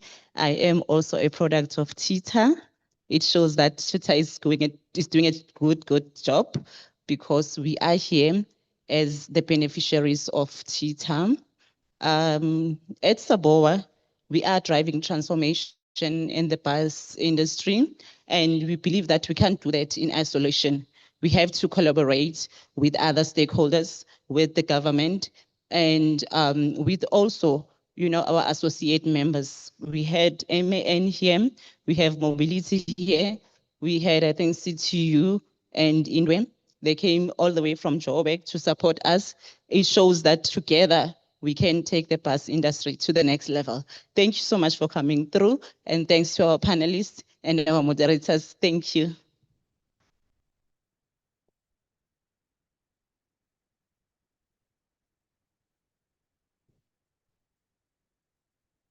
Thank you so much. It's not easy to actually call people on a Monday and they spend a day with you until this time. I wish I had gifts for all of you to give to you. But as I close off the session, I would like to thank everyone as well who participated in today's event. To my moderators, my colleagues, thank you so much.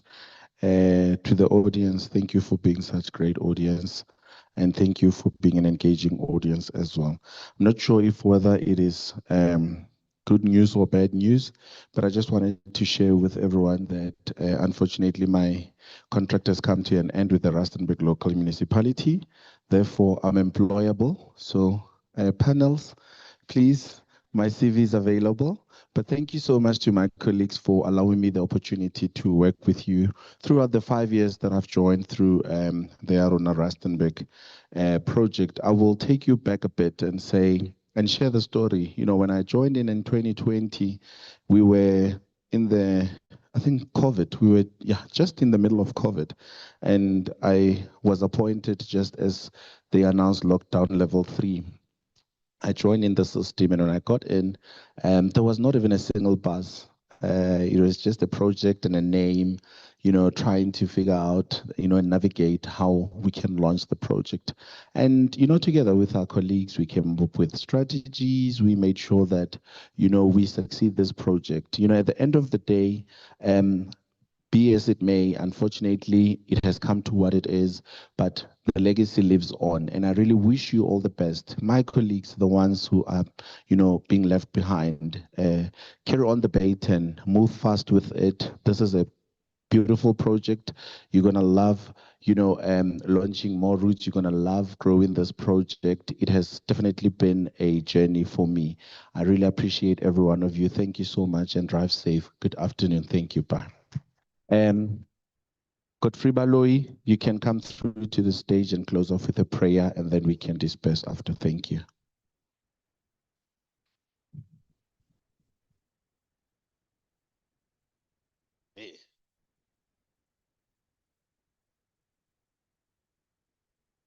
Afternoon once again. Let's close our eyes.